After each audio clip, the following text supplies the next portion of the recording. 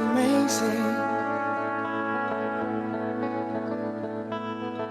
I have no skin and I feel everything.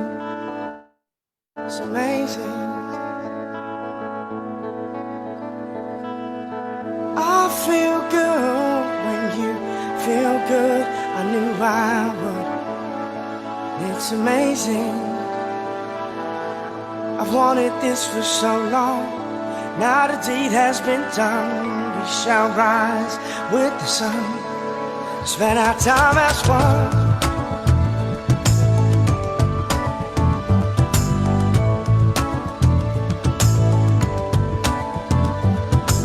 Now there is no sin in anything.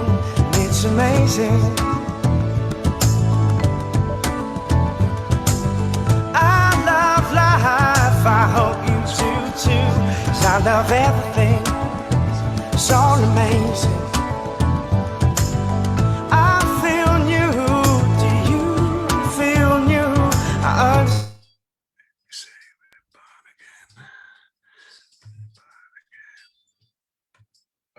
Again. And it's amazing. It's the best thing. It's glorious. It's life-changing. It's feeling. It's amazing. It's the best thing. It's glorious. It's life-changing. It's feeling.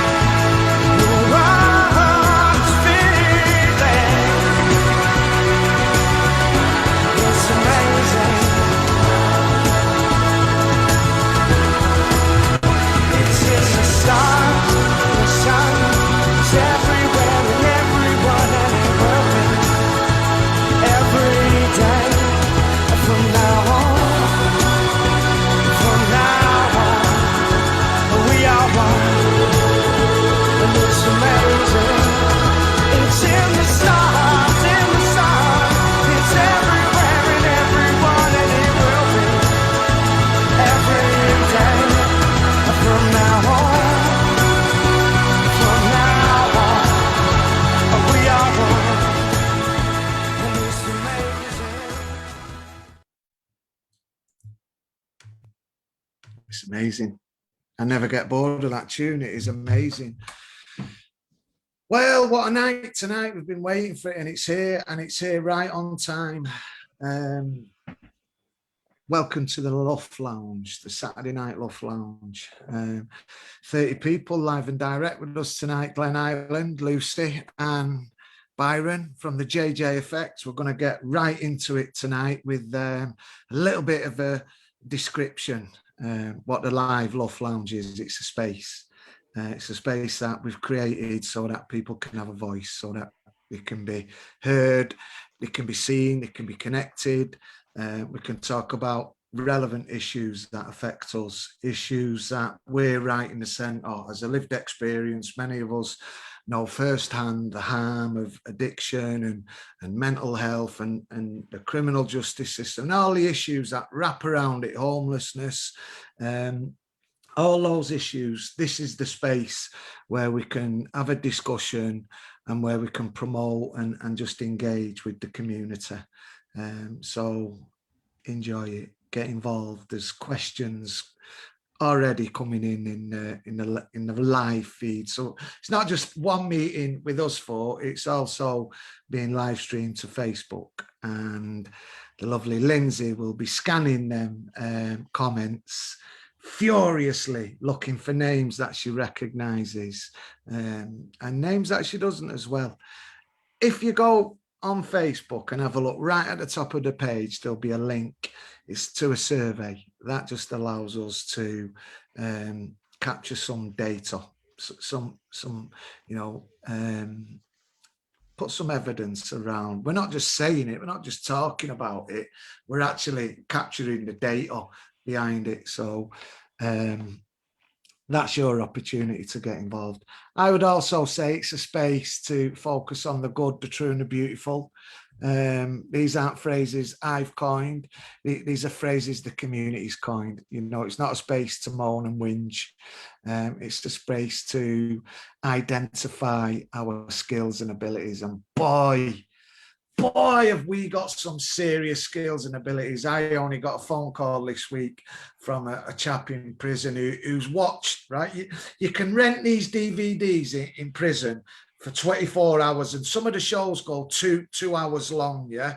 So if you get 6 or 7 DVDs and you've got them for 24 hours, you're watching them straight away. And that's what's happening inside the prison, guys and girls. We're actually bringing it to people who are incarcerated and don't know what time it is. Well, this fellow is glued to the screen watching it, and he's bursting with ideas of how we can improve it. And, you know, he knows where he's coming to when he gets released. Put it that way. He's got a family of pro-social peers who will stand shoulder to shoulder through the rest of the journey. I better just wind my neck in now, because there's other people on this platform, isn't there? So I'm going to just kick it diagonally straight over to Lindsay. Thank you, Peter Yarwood. Yeah, we've already got our amazing Red Rose team / family, I call them, online with a list of numbers. So we've got Emily Rook, Dan Littlechild, Barbara Simpson there. If anyone does need any numbers and stuff, I think they're on it. We've also got Ollie J watching, Hannah Lodge, Chris Rowlands, Max D, Andy Calm, Oliver McMillan, David Simpson, Chris Blencarn, our lovely Chris Blencarn, Katie Mason, lots and lots and lots of people watching. So please, can all of those people watching, I think we're up to 38 at the moment, please like and share. Oh, and by the way, I'm a recovering alcoholic. My name's Lindsay Jackson. I'm lead volunteer in the North for Red Rose Recovery and an advocate of the Lancashire User Forum. Please like and share to your own Facebook profiles. Any groups you're a part of, share. We need to get this out. It's a really, really, really important show tonight. I'm really excited. And for some reason, nervous. Why am I so nervous? I've done this loads of times. I feel a little bit, I don't know why. You'll always be nervous because that's just energy, and it's positive energy. Just channel it, girl. Glenn, what's it about tonight, mate? So my name's Glenn. I work for Red Rose Recovery. So tonight's topic is a really, really hot topic, and really close to my heart, because obviously over the last 10, 15 years, I've seen the estates of Preston and other areas where young teenagers and started using knives and weapons. And obviously there's two sides of it. So obviously there's the criminal justice side of it, so where people end up doing life in prison, going to jail, but also the other side of it where they ruin lives of family members, people that they affect. So I don't really want to go too much into it, because obviously I want to let Byron do his thing, and obviously after the show, so we're gonna have a bit of a conversation in regards to let Byron introduce himself, say what it's about, but then on the back of it he's going to play a video, and then after the video we're going to have a discussion around what the topic that he's going to be doing. So no further ado, I'll introduce Byron. Do you want to introduce yourself, mate? Yeah, right, everyone.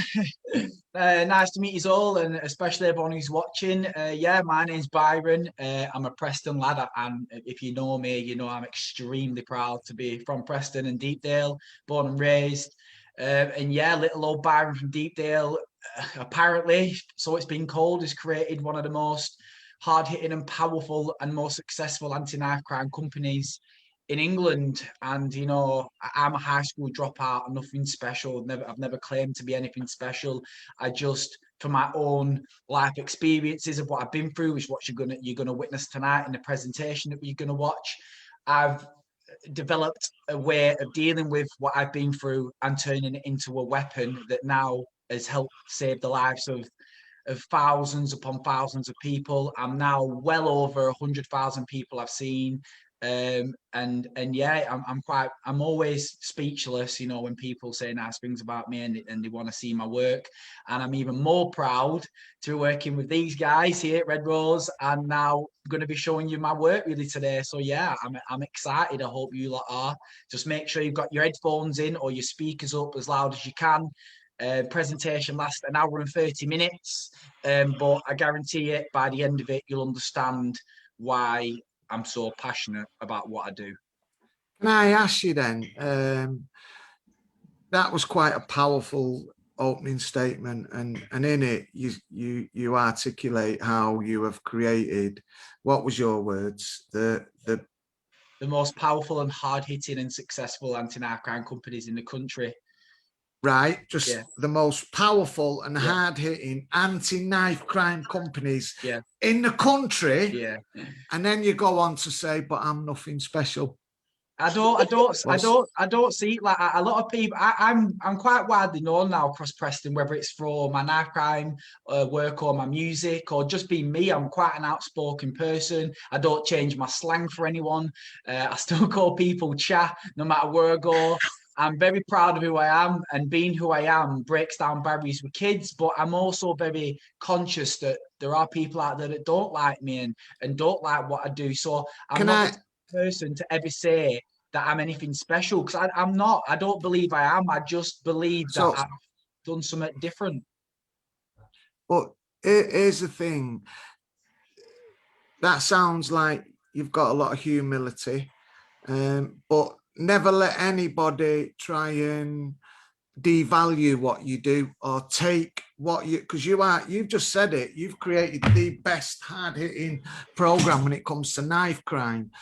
Make sure that's valued, you know, and in that sense, you are special. In fact, you are at the top of your game, and people who are at the top of the game are, you know, carrying a fee. And one of the things we've always fought hard for is to have that equal value.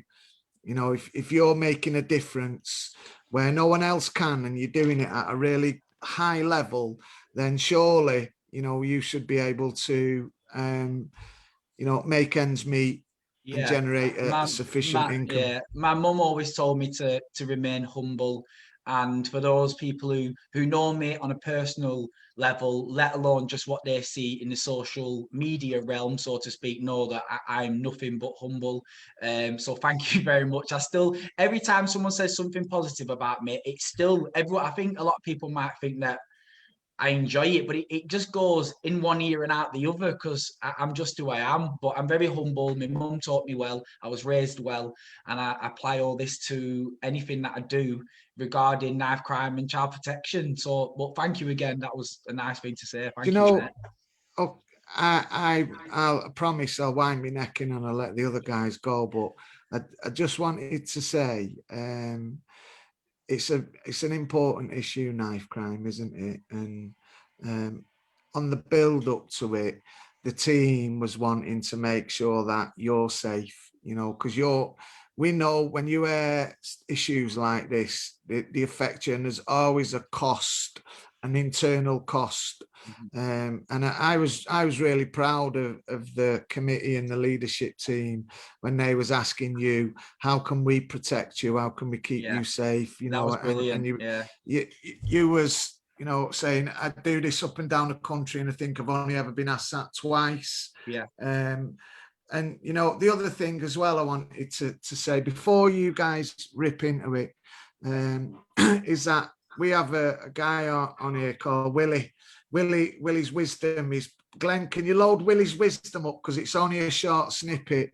But Willie shared his story with us, and he ended up in the criminal justice system because of knife crime. And his story is really powerful, and it led him to what they call a forensic unit, a mental health secure unit, a hospital effectively that you cannot walk in and out of. It's a locked secure unit because of issues like this. So these are hard-hitting issues, and we're just going to like flash up a warning to say, if any of the issues affect you and you know you need some support, we're going to put some numbers in the comments. throughout this show. So don't hesitate, just use them, tap into them. So have you loaded Willie's wisdom up? Yeah, I'm going to share my screen now, so just give me 2 secs.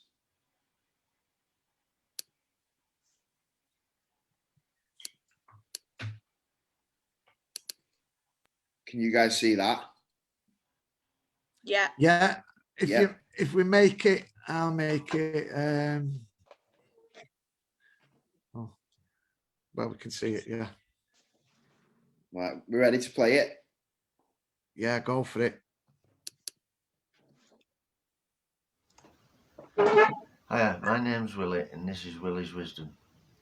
What's your thoughts, they become words. What's your words, they become actions. What's your actions, they become habits. What's your habits, they become character. What's your character, it becomes your destiny. See, Willie just wanted to kick a little bit of wisdom to you, even though he's not here this week on the show because it's JJ. Willie still is with us in spirit, giving us a little bit of wisdom there. So it'd be interesting to watch as we go on how we shape Willie's wisdom into a segment of the live LUF Lounge.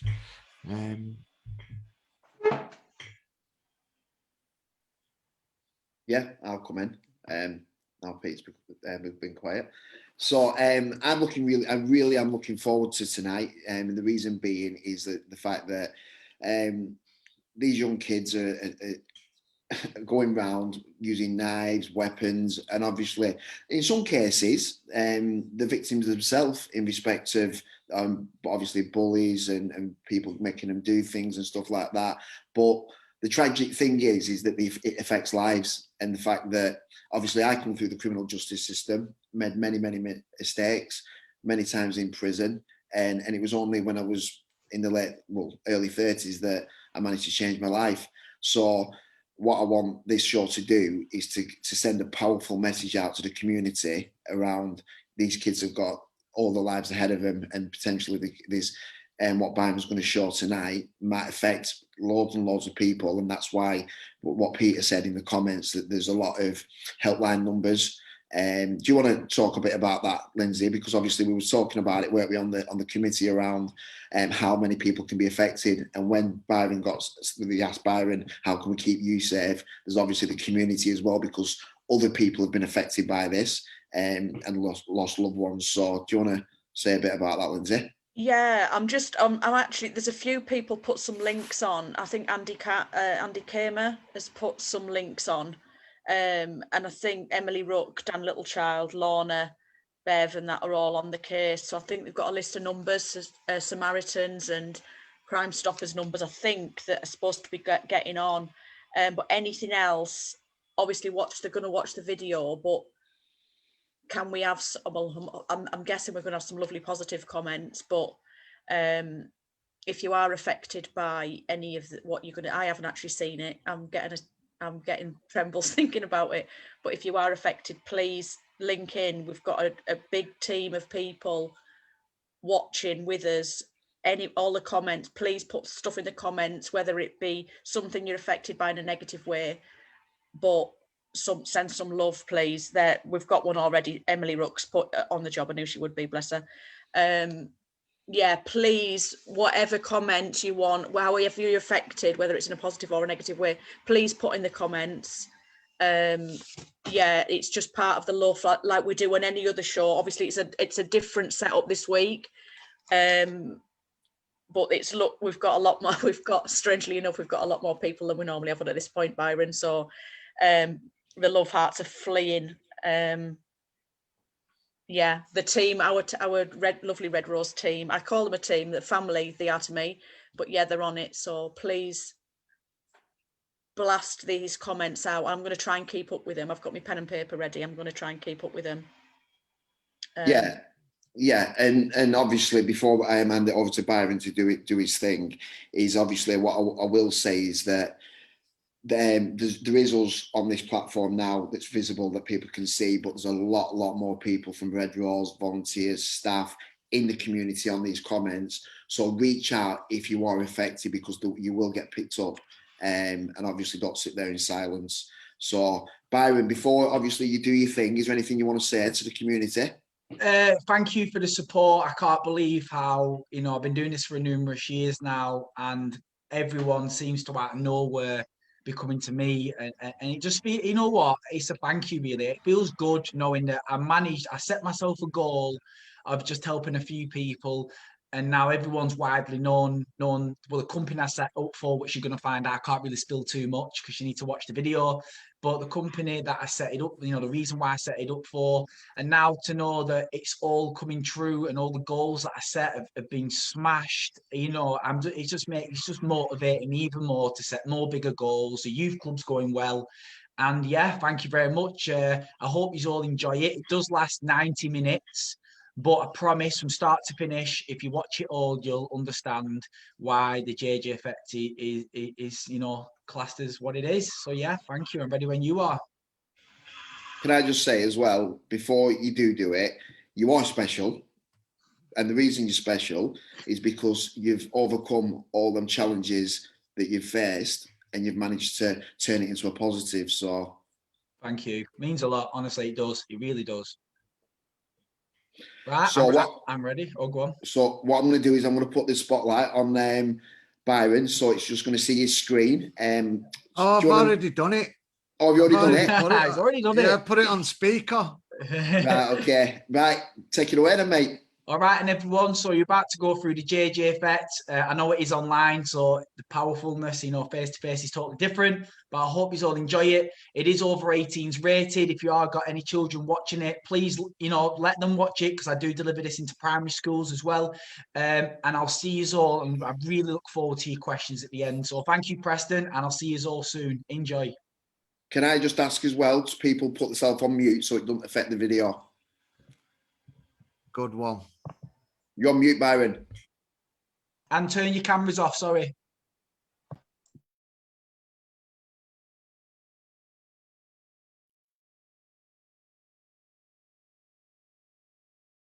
Hello everyone, my name is Byron and I'm from a company called the JJ Effect, and together we make a difference. Today you're going to go through a very exclusive experience, as you are going to be taken through one of the UK's only fully live green screen anti-knife crime and child protection presentations. So we hope that you're all ready, we hope that the teachers in the room are ready, and you're all sat down, because we're about to take you through a very unique experience like this.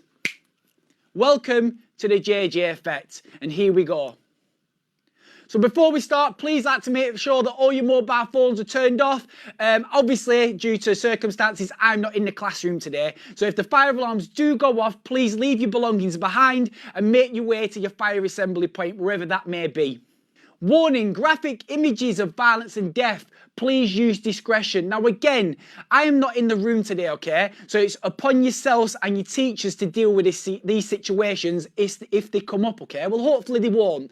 But these are the two warnings, or the two tiers that we usually use when I'm doing a live talk, and we never have no problems, okay? So rule number one, if I'm giving you some information, or the graphic content or stories that you are going to see throughout the presentation is too much for you to tolerate or take, please put your head down, just rest on the desk like that, and just listen to the information. That is all that we ask. Again, if the information or images or stories is still too much for you to tolerate or take, do not be shy of just raising your hand, letting us know. We'll pause the talk, okay? Or your staff can pause the talk. We'll get you outside the classroom, and hopefully the teachers and safeguarding officers can either deal with that situation there and then, or at the end of the presentation. Now again, we are doing this virtual, so I'm not there. So this is I'm going to leave this sort of a job role, if you will, onto your teachers now, and hopefully we're all going to get through the talk, and you're all going to leave the room, so to speak, understanding and taking on board all the messages that we're going to deliver throughout the presentation, okay? So here we go.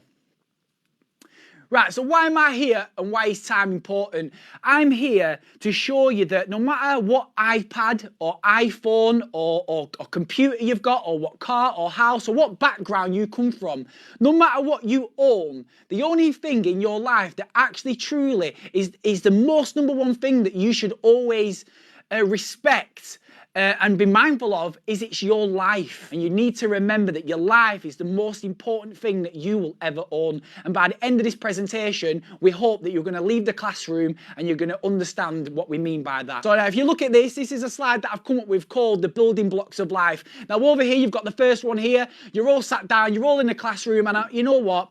I'm not that type of teacher that's always going to say, go to school, get your GCSEs and so on like that. That's your teacher's job. I reckon you should all be in school, and I want you all to be in school so that you can get a good enough job when you leave school so you can get as much money as possible. Because I'm a big believer in the better you do in school, the better job you can get, which means the more exciting and wonderful things you can do with your life, all right? Now, like, this leads us on to the picture number 2. This is me at a festival I think about 2 years ago, 2 or 3 years ago. I didn't get to go this year, obviously, because of COVID-19. But I'm actually in this picture just down here with my friends. So I work hard and then I go on holiday or go to festivals with my friends because I want to have a lovely, fun and exciting life. And that's what I want for you. I don't want you to have no boring standard life. So you've got to be at square number 1 to get to square number 2. Then eventually that leads you to square number 3. If you're lucky enough, you fall in love with someone when you get older, whether that be male or female, that's entirely up to you. You can do what you want, and then you pass this information that I'm going to give you all today down to your kids, because no one wants their children to be in danger or at risk of losing their life. But when you compare the top building blocks of life to the bottom building blocks of life, I actually know the person that was killed there.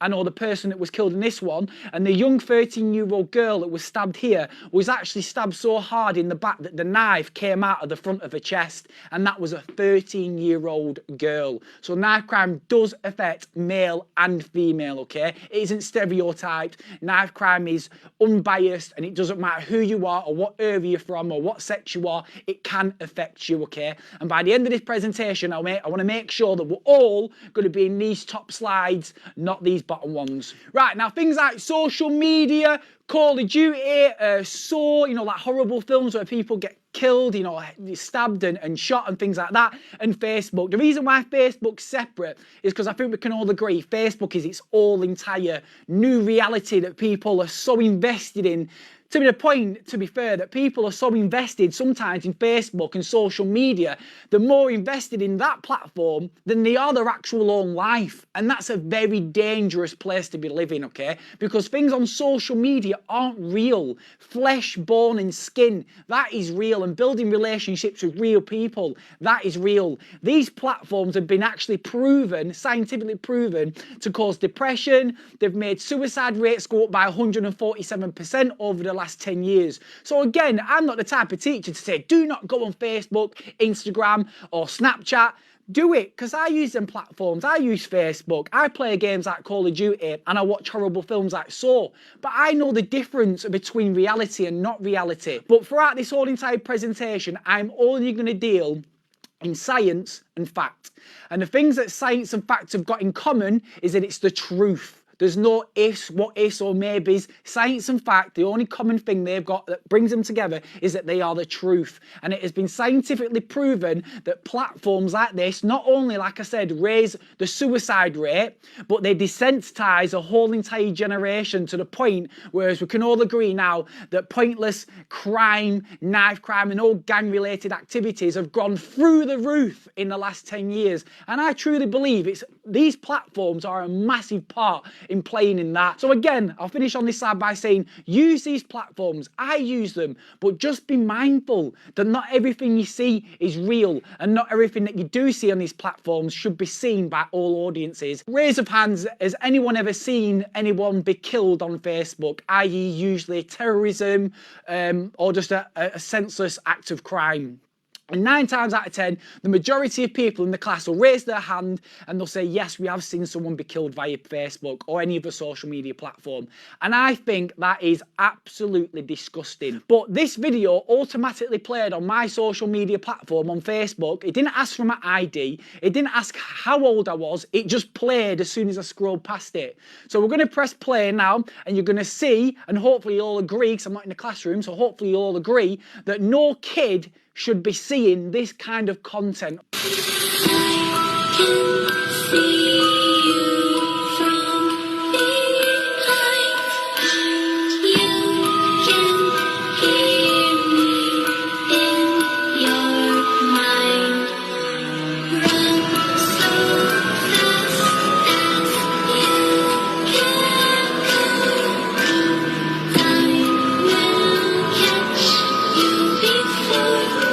hopefully, as usual, you're going to be giving me that feedback, or your teacher's going to be getting it now, that you're all going to be going, oh, that was a horrible video, because it is. And even though that you all know that it's not real, it's all from movies and films, you all can hopefully understand now that no 7-year-old or young child on any social media platform at all, let alone Facebook, needs to be seeing that level of graphic content. Think twice, as one knife can end more than one person's life. Now, don't think of this metaphor as like a terrorist, for example, running around, let's say, London with a machete, so, you know, injuring more than one person. Think about what one knife can do to a specific set of people, i.e. in this family, the young person's actual family, okay? This metaphor relates to the aftermath of knife crime, all right? And now we're going to move on to our next video. Now, this is a reenactment of a young boy who was killed 4 or 5 years ago, right?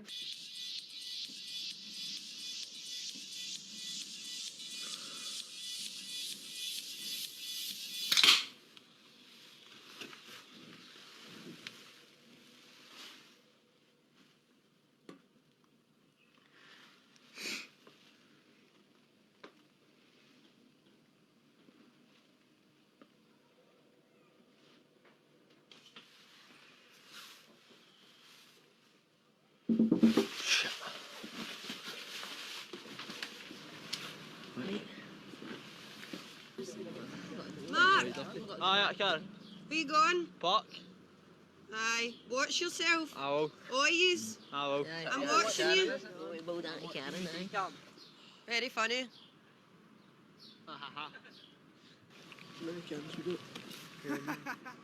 Okay, there's our best pal, Ian. See if he tries any shit tonight. Don't stand for that, mate. He needs to tell. Think you're scared then. Yeah. He's feeling man scared. Scared of you? I know. Hey, nearly got you. Great, man.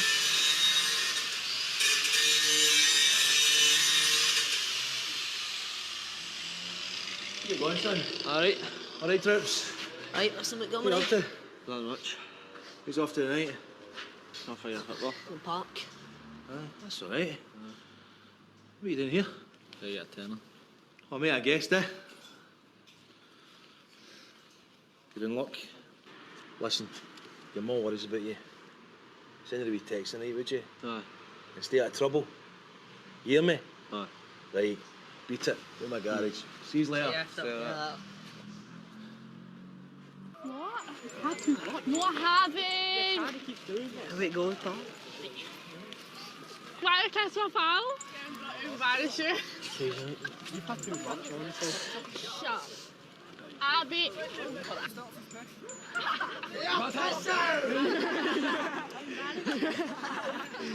at you, you're so serious.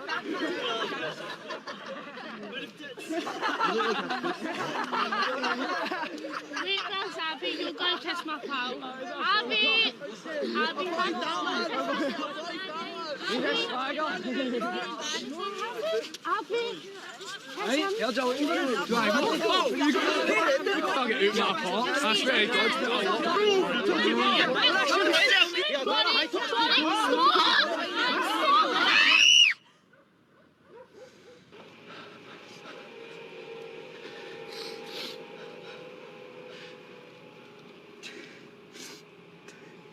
What have you done? Oh my God.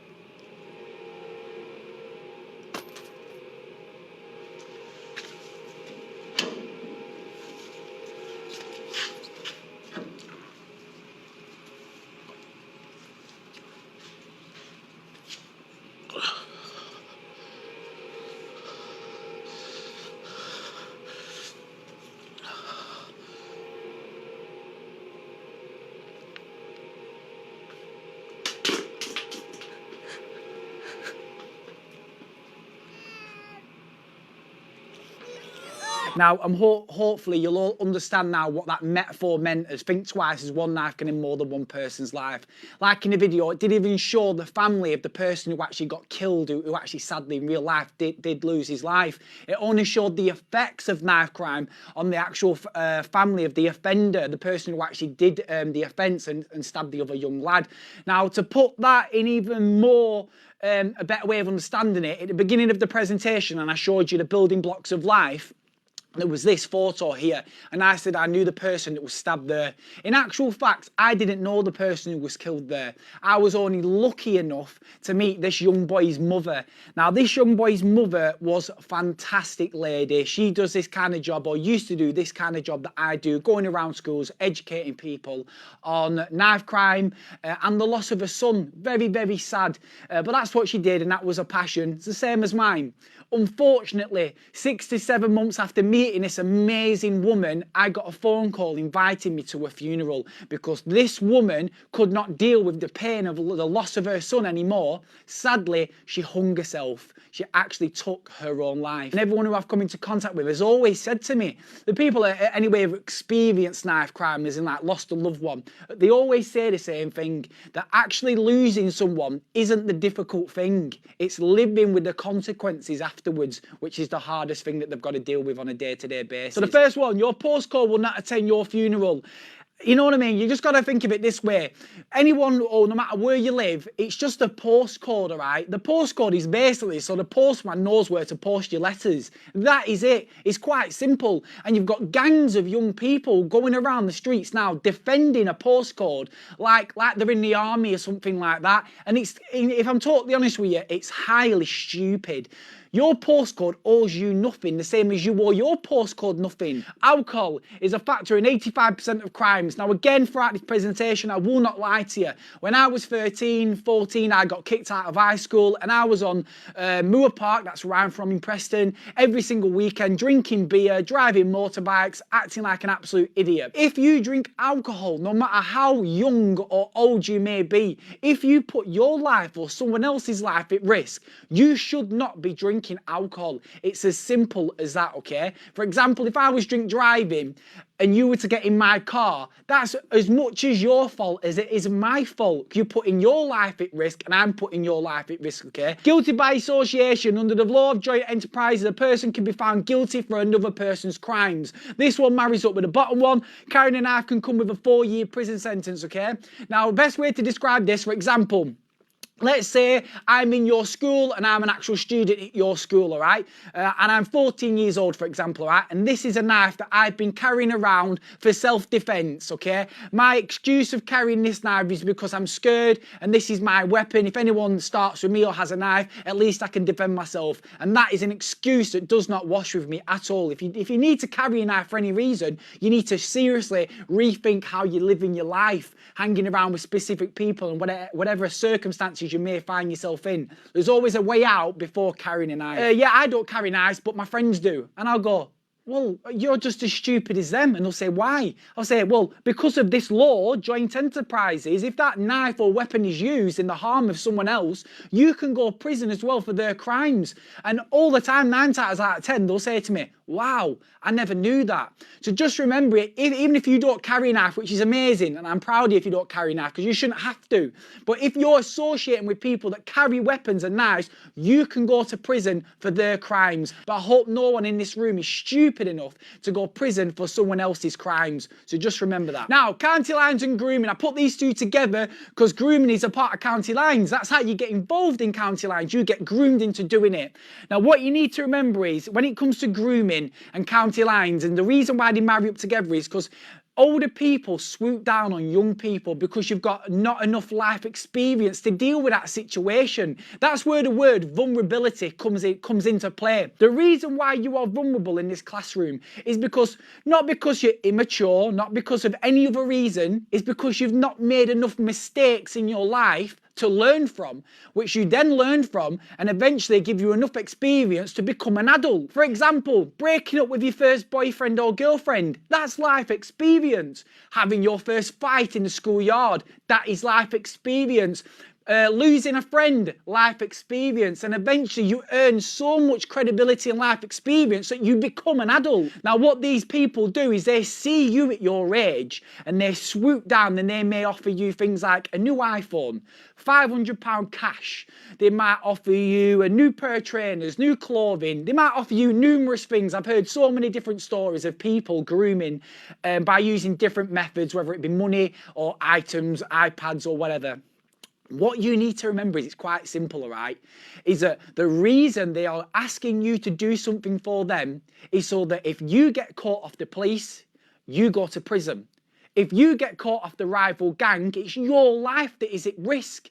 You are taking all the risk while they reap all the benefits, all the profits, all the money, all right, all the respect, and they're using you like an idiot, all right? So if you ever get anyone approaching you saying, will you take these drugs or this bag or whatever from, let's say, Preston to Manchester or Stoke-on-Trent to London or anything like that, you say no, because the reason they're asking you is because they are grooming you to take the blame for their work, all right? And again, ain't no one stupid enough in this classroom to get groomed into doing someone else's dirty work. So these are the bad knives in the UK, and I'm going to go through the list, and they're actually in the order here, all right? So we've got butterfly, disguised, flick, stealth, zombie, sword, sword sticks, push daggers, and listen, I cannot read that. If anyone in the classroom can read that, then be my guest, right? But I ain't reading that.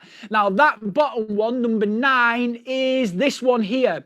Now, when I got this list with Tameside Police and Tameside Council, when I made this slide, that actually, it kind of blew me away, really, because I was like, there's no way that knives like that are in circulation on our streets, because everyone always thinks of kitchen knives or zombie swords or actual swords in general. You don't ever think of medieval weapons like this. But after just a bit of research online and with other police officers that I work with, weapons like this are actually very common on our streets. This actual knife on one of the forums that I were on was taken off a 14-year-old. How is that possible? This is actually a medieval war knife which is designed to spear a soldier off a horse and then kill them. And that is in the circulation of streets in 2020, nearly 2021. That is crazy, all right? Now, again, my apologies, I'm not in the classroom again, so some of this stuff, you know, I'm going to have to just answer for you. But right now, I'd usually ask the question is, who thinks or what knife do you think is the worst one on this list? 9 times out of 10, usually people straight away say the zombie swords. Some people say the disguised ones like this, because obviously they're small and you could easily sneak them into a school or a nightclub or wherever. But the one I want to point your attention to is this one. The answer to the question as well, actually, sorry, I skipped that, was that it's a trick question, they're all as bad as each other. Whether it's a zombie sword, which can range from this big to this big, you know, 2 meters, if not bigger, to something this small, or a Stanley blade, any kind of knife, when it hits your skin, your human anatomy, that's what the human body is called, your anatomy and physiology, you can bleed out and die, right? So that was a trick question.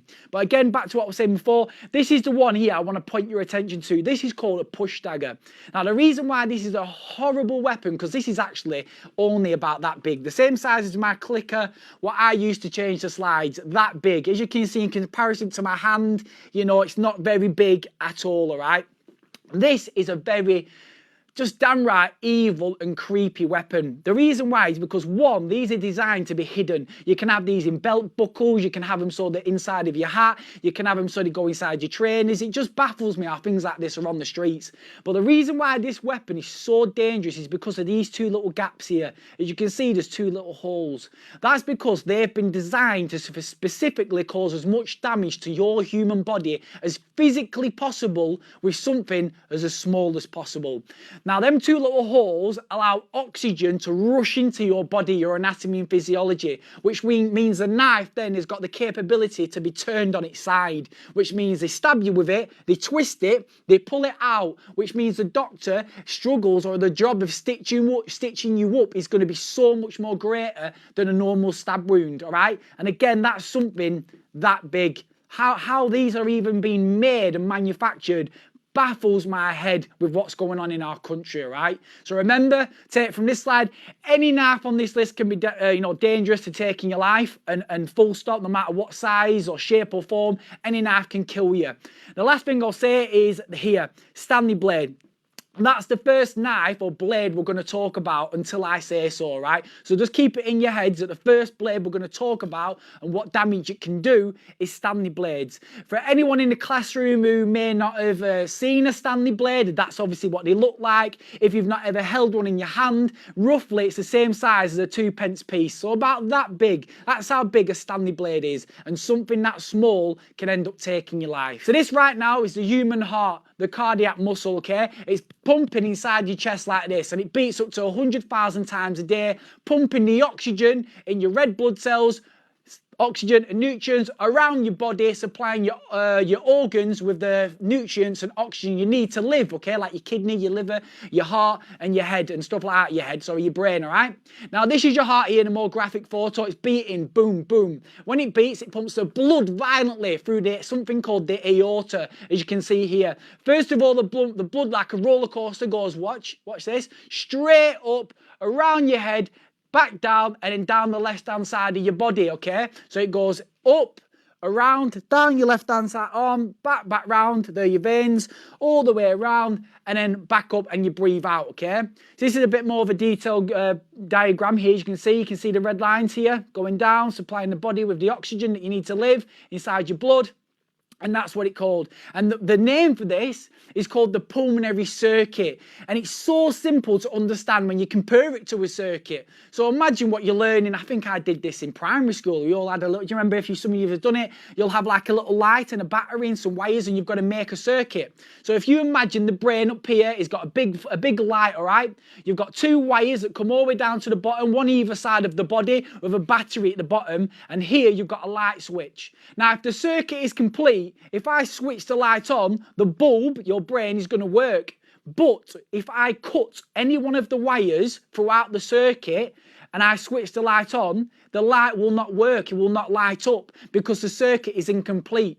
Now, when you compare knife crime to the human body, the cardiac circuit, what I've just talked you through, if you were to cut any of these veins throughout the body and the blood leaves your body, your circuit is not complete. Hence why your body will then start to get starve of oxygen and the nutrients that you need to survive. And that's why knife crime and the human body go together hand in hand, and anatomy and physiology, all right? Now I'm going to give you the 5 steps of survival of when it comes to knife crime. Now, again, I'm hoping, I'll give across, I hope that no one in the room is ever going to have to experience and use these 5 steps of survival.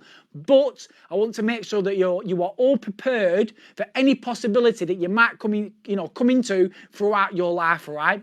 So we've got 5 simple rules, okay?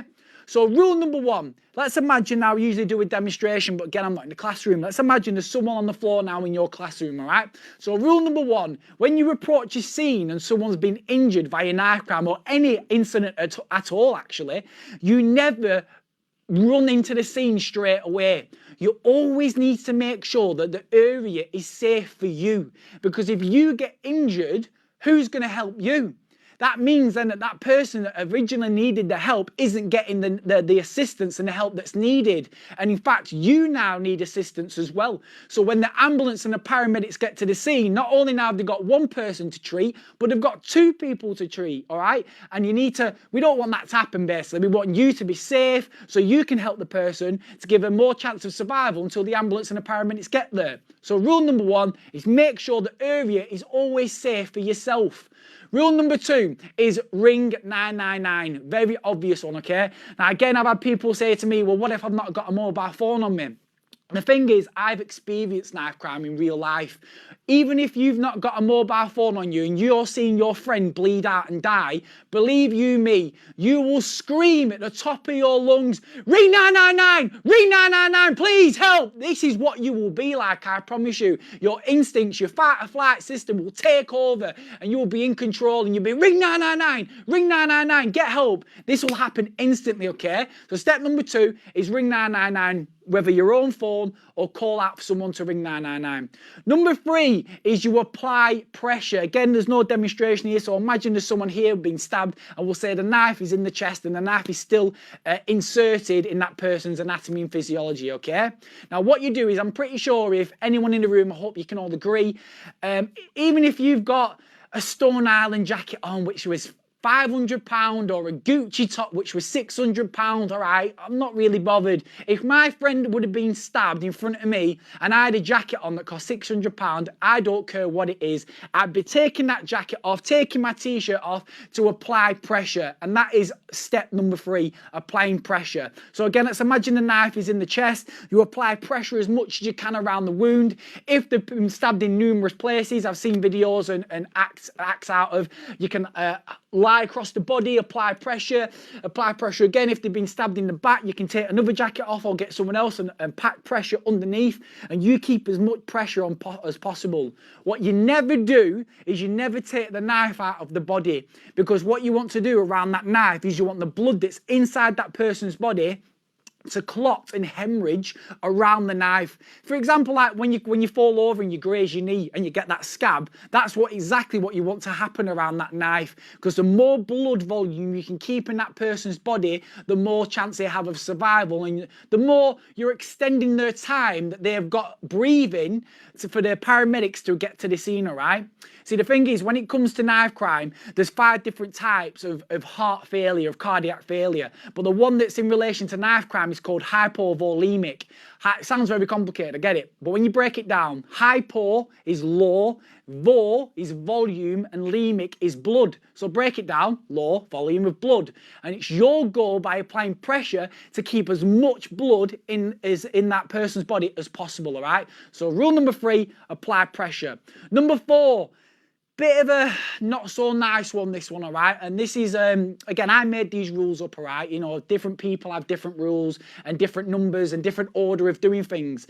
But because this is sort of what I've dealt with, and I've seen knife crime on a personal basis, and I've had to do this step before.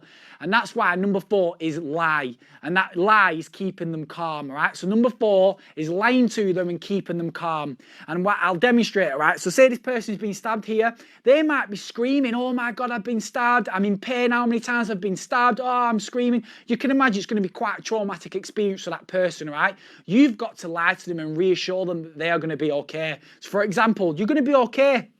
Don't worry about it. Listen, you've been stabbed 1 time. Shut up being soft. Don't worry. The ambulance. Oh, I can hear the ambulance now. 10 minutes, you'll be in hospital. You'll be fine. God, imagine how many girls you're going to pull with all these stab wounds. Wow, you're going to have some cool scars, mate. Do you see what I just did there? I just totally turned a blind eye to what's going on. I tried to shut off or hide all my emotions. And by doing that, you're going to keep that person's heart rate low. You want their heart to be going boom, boom, boom, boom, boom, boom, boom, like that. The faster that person's heart rate is beating and accelerating, the more faster the blood is going to be leaving that person's body, entering them more into the category, like I said, of hypovolemic, all right, which low volume of blood, and you need to keep that blood in the body. So number 4 is a bit of a lie. It's keeping them calm. You're going to be okay. Don't worry about it. And the last one, number 5, goes in hand with number 4, and that's keeping them warm. So again, you've already taken your top off. You're applying as much pressure as possible. But what you'll do is you'll get people who are walking by, hopefully. You'll start saying, give me your jacket, give me your clothes. Maybe a bystander will come out of the house and get a blanket, and you make sure you pack it around them and keeping them warm. By doing them last 2 steps, keeping them calm and keeping them warm, again, they work together. You are keeping that heart rate from accelerating any faster, okay? What you don't do is, oh my God, you die! Right? By doing that, hopefully I've scared some of you, because when I do that in real life, it really does work. But if you imagine now, if I've scared anyone in this classroom, what I want you to do is just bear with me, put your hand on your heart. All right? And if any of you are doing this in this classroom, because mine is, because I've just shouted, all your heart rates now will be beating faster. So if you imagine your friend's being stabbed and you run into the scene going, oh my God, you're being stabbed. Oh my God, he's going to die. Oh, like that. You are going to scare that person to the point that they are going to go further into shock. They're then going to go further into hypovolemic, which means the blood's going to leave their body quicker, which means the potential of them losing their life is just going to be going up each second, all right? So you need to be cool, calm, collected. Remember them 5 steps of survival, and I promise you, if you use all them 5 steps, you can save your life or someone else's life in the future. But again, I hope to God you'll never have to use them steps. Warning, the following images and or content may be disturbing to some viewers. Viewers' discretion is strongly advised. Right here we've got a 3 centimetre stab to the left hand with this is with a Stanley blade. As you can see, it's perfectly kind of like a smooth slash kind of motion. Now again, like I said before, you've got your pulmonary circuit, which supplies the blood around your body. Remember, we've talked about that with anatomy and physiology. Right here, these here, that's one of your pulmonary arteries. That's the vein. So that all your blood is inside that vein going around your body, making your circuit complete. Now with what I've shown you so far and educated you on so far with anatomy and physiology, hopefully you'll all agree with me in the room, but I would put money on it that if this wound would have been, what, 2 or 3 centimetres lower right here, I truly believe that this person could have died. This next image. This one here isn't actually an image, it's a still of a video, okay, that I've seen.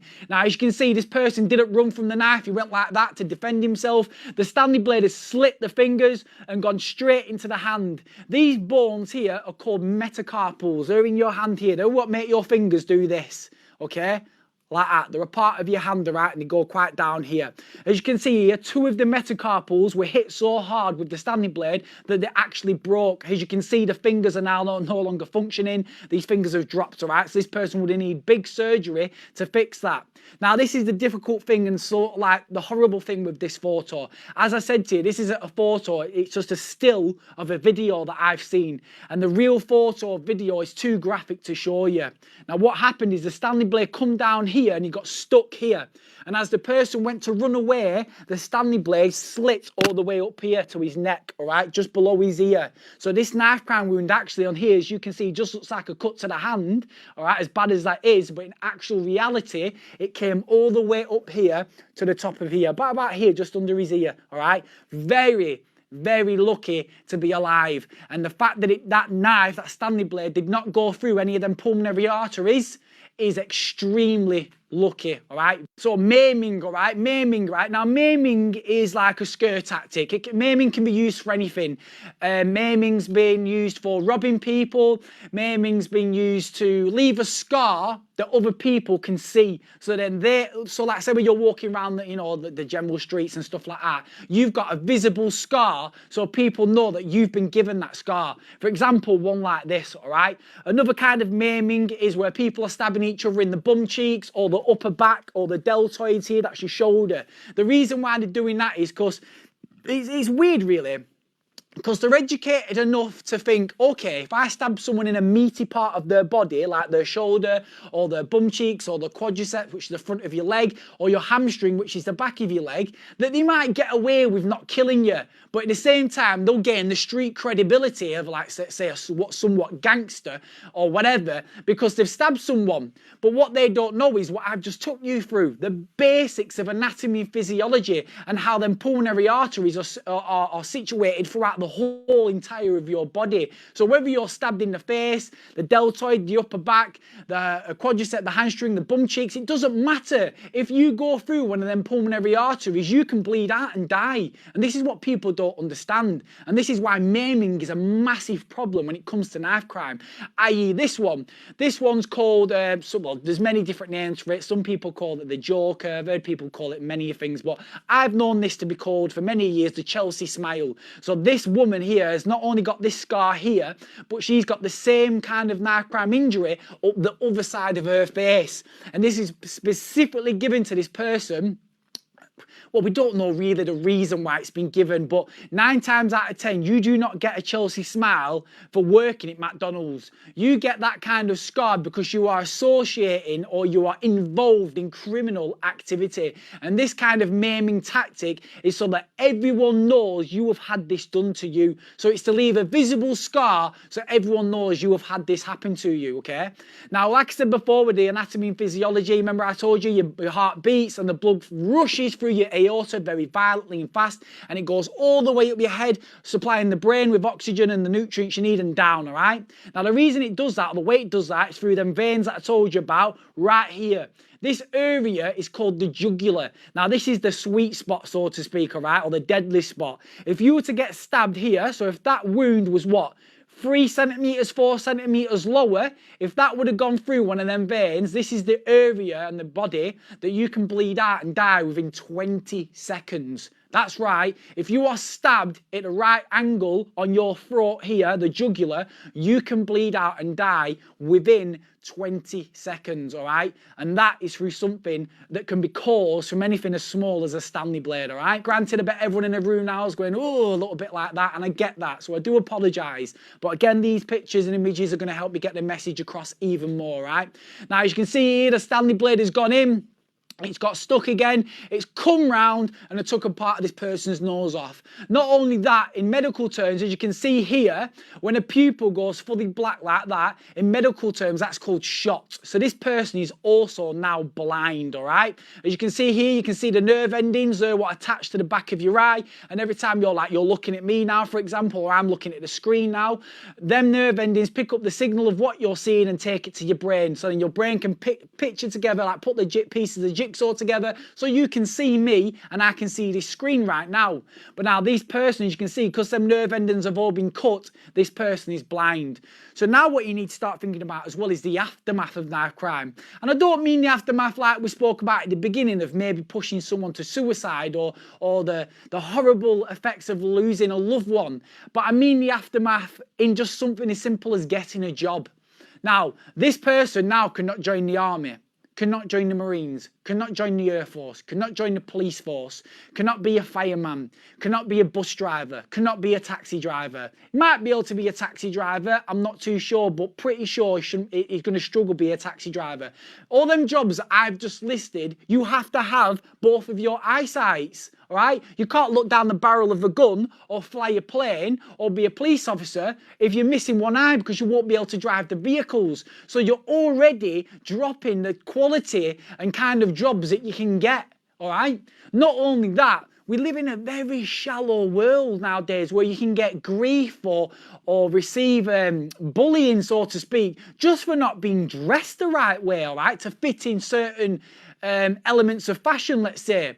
Now imagine this wound, this is going to leave some horrific scars that this person, especially with losing their eye as well, this person is going to have to live with for the rest of their life, all right?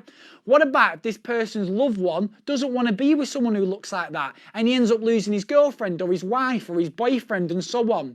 Then what about then he gets over that and he wants to start getting a job, but then paranoia kicks in, PTSD kicks in. He's so scared of this happening again that he doesn't want to leave the house and he doesn't end up getting a job. And already something as simple as a Stanley blade, which can be that big, like I said, has catastrophically not only affected this person's visually what he looks like or what she looks like, but have changed this person's life forever, all right? And this person might have to deal with the consequences for the rest of their life, all right? Right, now we're going to move on to a bit more personal stories, all right? So this is Sarah here. Sarah is a very good friend of mine, and I met Sarah at a knife crime convention in London a few years ago, and I was so mesmerised by her story that I needed to work with her, and I've done a lot of wonderful things with Sarah. Now, Sarah's story starts when she was a little bit younger, and this is Sarah's oldest best mate, whose name I can't mention for legal reasons, and I'm hopefully everyone in the classroom can understand why. That's pretty obvious, all right? Now, Sarah came out as gay when she was 15, I think Sarah said, 15 or 16. And again, who cares? Who actually cares? Be whatever you want in life, right? It's wonderful. So long as you're not causing harm to anyone else, be whatever you want. And when I found out Sarah was gay, it did not affect me at all. If anything, we had a bit of a joke about it and a bit of banter, right? Because I love Sarah. She's amazing, right? Now, Sarah's best friend should have been there for her, because Sarah said to me she did get a lot of grief. She got a lot of negative press. She got a lot of people respecting her for coming out and being who she wanted to be. But as we are all aware, we live in a very shallow and nasty environment. And the planet and the people we surround ourselves with can be very intoxicating and not so nice, all right? And that's the world we live in. Now, if you've got a best friend like Sarah has, your best friend should always be there to support you through any kind of difficult situation that you might find yourself in throughout your life. But Sarah's friend wasn't. She stopped hanging around with her, stopped associating with her, stopped being very friendly towards her as well, if I'm totally honest with you. To the point where they stopped hanging around with each other. Now, about 6 to 7 months passed, and Sarah told me that her best friend or old best friend started to communicate with her again and started to invite her around to sort of parties and stuff like that. So Sarah picked up the phone and said, okay, I'll come round, let's be friends again, you know, I'll let bygones be bygones, let's get over it. Now, hopefully, with the picture I've painted so far, everyone in this room will understand if I asked you this question or if I was there, you would not go around to that house. If someone left me right like that, at my most difficult time, I would not associate with that person. They burnt all the bridges with me so far as I'm concerned. But Sarah, unfortunately, didn't understand that. She was very young and she went round. Little did she know that when she got there, they both got extremely drunk, and Sarah's old best friend stabbed her over 30 times, as you can see here. So she stabbed her in the chest up here, dragged the knife all the way down the body, stabbed her in the arm up here, as you can see, then tried to stab her in the heart numerous times, 1, 2, 3. The third one here, if in the classroom now, to sort of do a demonstration of this, if you all tap your chest here, you can see how hard your sternum is, that's your sternum and your rib cage. Now this knife one here, the third one, the knife went in so hard that it broke the rib cage and then went into her heart. And when she pulled the knife out, that meant that every time her heart was beating, not only was she bleeding externally, but she was bleeding internally as well, okay? So her heart was bleeding. Then to make matters even worse, she pulled the knife out and she stabbed her in the throat 6 times. Now, Sarah, like I said to you, I was a big fan of what happened to her. You know, I got so much respect, time, and love for this girl. Because look at her in this picture. This is what she's like all the time, even though she's had this horrible thing happen to her. She's understood that she's had a traumatic experience and she's moved on with life. But the story is it's just that powerful that I had to use it, and she allowed me to. But unfortunately, Sarah was actually going to be stood here with me doing this talk with me. But Sarah's throat box got damaged and voice box got damaged so badly during the time that she got stabbed in the throat that Sarah now struggles to speak. So taking her into schools constantly, day in, day out, and doing things like this, it just wasn't a viable option. So unfortunately, Sarah gave me her stories. We're still very good friends, and what she hopes is that everyone who watches this presentation can learn from her experiences and her mistakes. And that is, like I say, what the section is called, how your friends can kill you. And Sarah's message is you need to make sure you choose the right friends to associate with, because your friends can put your life at risk without you even knowing it. Now, unfortunately, I've seen someone who has been stabbed with one of these weapons, a machete, and this person actually got stabbed 24 times. And this has changed the way I not only live my life, but the way that I even think, the way that I sleep, the way that I live my day-to-day life, everything got changed on the night that I witnessed this horrendous thing, which still to this day, right now, and this happened 7 years ago, makes me lose sleep, all right? Because when you watch one of your friends lose their life, no matter who you are in this classroom, I'm telling you now, it is not like Call of Duty. It is not like a film. When you watch someone physically right in front of you and you've got the connection with them, you can feel them, you can hear them breathing, and then you watch them take their last breath. It is not a film, and it affects you for the rest of your life. I'm going to take you now as close to physically as possible to death, but we are actually having to go through the traumatic experience that I did, all right? I was at home playing Call of Duty 7 years ago, and I was looking out my bedroom window right there, and I was thinking, why is the street lighting up? And I could see police cars, flashing lights everywhere. And then there was a helicopter above my house, and I was like, what's going on? So I went to the window, and as I looked out of the window, I could see all the street people screaming, running everywhere, and I thought, wow, what is going on? So I went downstairs, and when I opened my front door, one of my friends gripped me like this, and he dragged me out of the door, and I was like, whoa, what's going on? What's going on? He's like, he's been stabbed, he's dying, he's going to die, he's been stabbed. So I was like, wow, I don't know what's going on. So I then ran to the bottom of the street and I turned left and there was an ambulance half on the path and half not. And I didn't realise that one of my friends had been stabbed so bad 24 times that both of the paramedics, one of them couldn't drive the ambulance because they was applying pressure. So I got in the front of the ambulance with a police officer and he started driving the ambulance to the hospital. Then I turned round and I put my hand through the window and this lad who I grew up with gripped my hand like this and I was screaming at him. And this is when option 4 comes in. I was like lying to him. I was like, carry on breathing, mate. Come on, you can do it. And I had to keep talking to him like this. And you know what? It's not the blood that messes with you.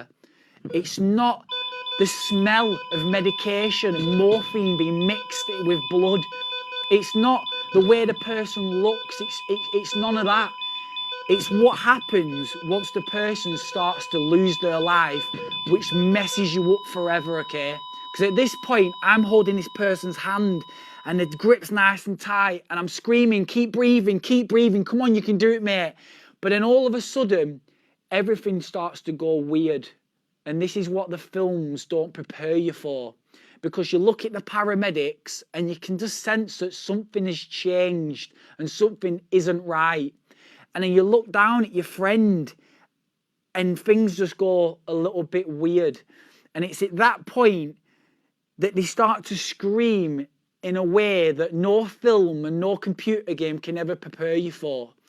And it's because they've just started to scream in a way because they've realised that they're just about to die and that they're never going to see the mum again. And then the paramedics rag that person out of the ambulance in the stretcher. You're stood there and you watch your friend get taken out of an ambulance and you can hear the scream still as they go down the corridor. And you can see it's upsetting me a little bit. I apologise.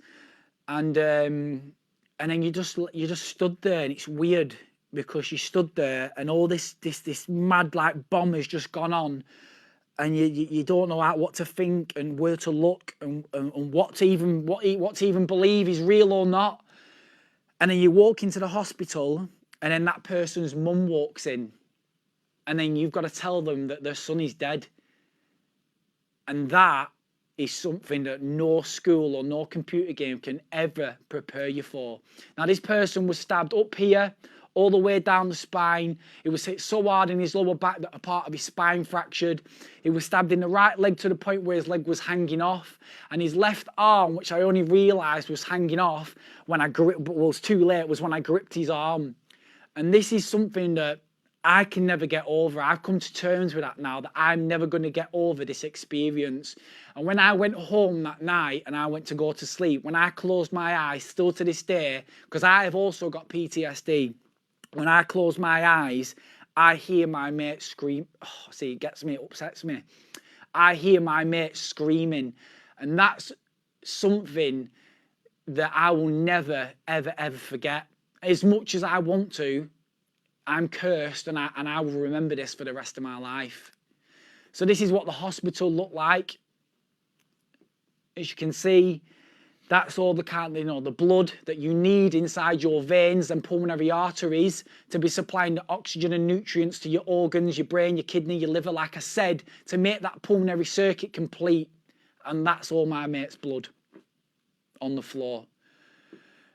And it's not nice for me to even speak about. And I've got to do this every day, It's just not a nice experience, but I'm hoping you're going to take away my experience and apply it to your life, all right? So this section is called How Your Friends Will Kill You. If you do not choose the right friends, this is how your friends will kill you. They'll put your life, so to speak, to so much risk without you even realising until it's too late. Now, in the 90s, things were so different to what they are now. We're nearly in 2021. And you know what? I'm actually a little bit jealous of this generation. You've got PlayStations, you've got Xboxes, you've got handheld phones, you've got laptops, you've got absolutely everything at your fingertips. And you know what? It's absolutely fantastic. It is just a really good time to live. It really is, because of how much freedom and technology that we've got our hands on nowadays, all right? The problem is, though, is that even though I'm jealous of that aspect, I feel very sorry for your generation also, because now you're living in a generation where even before you leave the house in the morning, you might want to look in the mirror, make sure you're perfect. You won't want to take a photo in case you don't look right. You're living in this world where if you don't look good, you don't feel good. That is not a good frame of mind to be in. You go on Snapchat and you take a photo of yourself and you're not happy with the way that you look, even though you are beautiful no matter what. So what do? You add a filter until you think you look acceptable to post that image or that video. That's just tremendous amounts of pressure which your generation is living with. And then not only that applies to the violence and gang kind of culture which you're all living with as well. Now, when I was growing up, as I said, I had all my friends with me and so on. These two people was two of my best friends that I grew up in. This lad here, he's still one of my best friends to this day, all right? But this is his younger brother.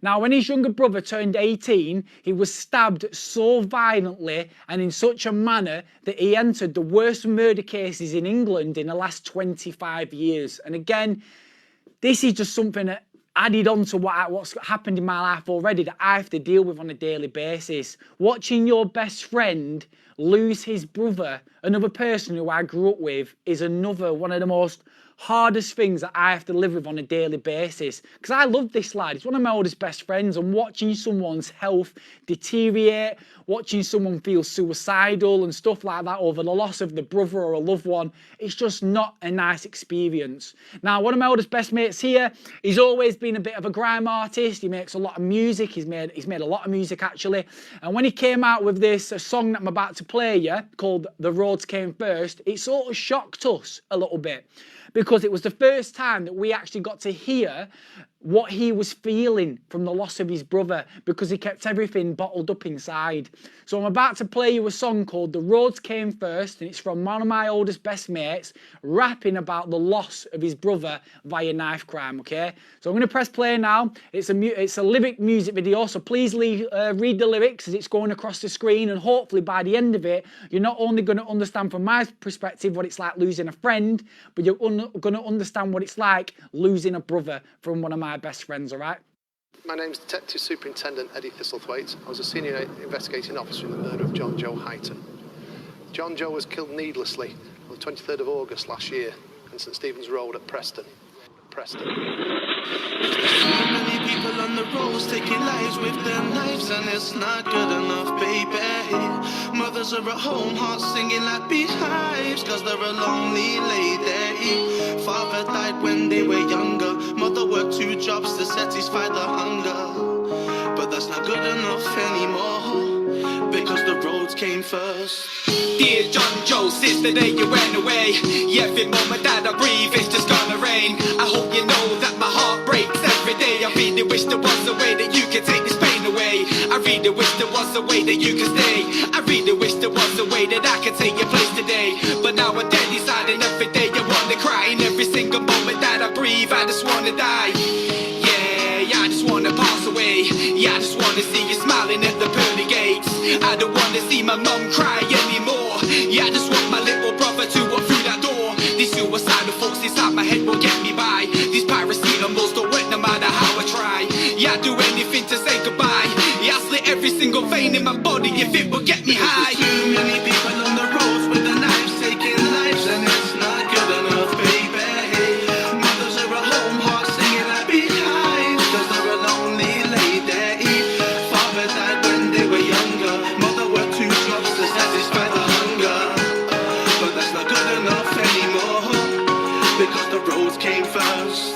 Dear Jon-Jo, since the day you went away, every moment that I breathe it's just gonna rain. I hope you know that this heart inside of my chest, it stopped working the day that I laid you to rest. No matter what I do, no one to try, no doctor on this earth can cure this pain I've got inside. In the name of the Father was a prayer to you. I really wish there was a way that you'd reply. Yeah, I need to defibrillate this cardiac, cause the day I saw you dead I had a heart attack. Yeah, I'd do anything to give you my last drop of oxygen in my body in 1 second if it would bring you back. So dear Jon-Jo, since the day you went away, the pain is like it's building, I just wanna fly away. Yeah, I don't wanna have to live to fight another watching every single day. You wanna blow your brains away. Because there's too many people on the roads with the knives taking lives, and it's not good enough, baby. Mothers are at home while singing happy highs, cause they're a lonely lady. Father died when they were younger, mother worked 2 jobs to satisfy the hunger. But that's not good enough anymore, because the roads came first. Because the roads came first. Because the roads came first. Because the roads came first. Because the roads came first. Oh,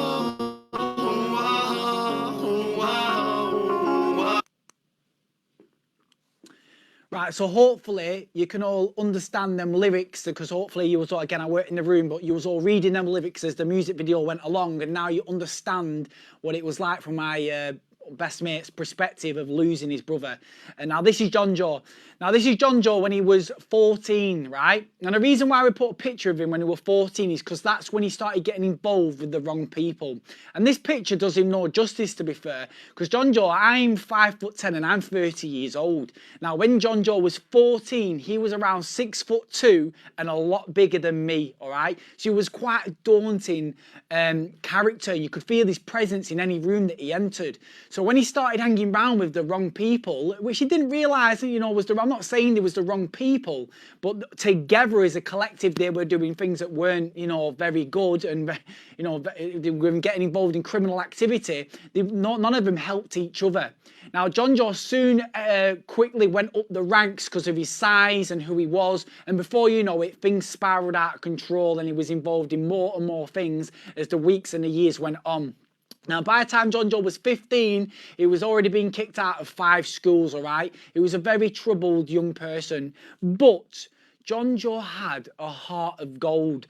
And for people who know him, like myself and my friends and our social circle and people from where I'm from in Preston who truly knew him, knew that he wouldn't, for example, he would never accept people bullying people. He did not let people bully people. He wasn't like that. He was so anti-bullying, it was unbelievable. Some of his friends once upon a time went round to a house and he did some not so nice things, and it affected Jon-Jo so much that he went back once everyone had left with his mum. They put gas and electric on this young person's gas and electric meters. They had food and they cleaned up the house because Jon-Jo could not leave the house in the state that his friend has left it, all right? It was a very warm, kind person, but he was just involved in the wrong social circle, and all of them as a collective just wasn't no benefit to one another at all. And that's what happens usually with gang culture.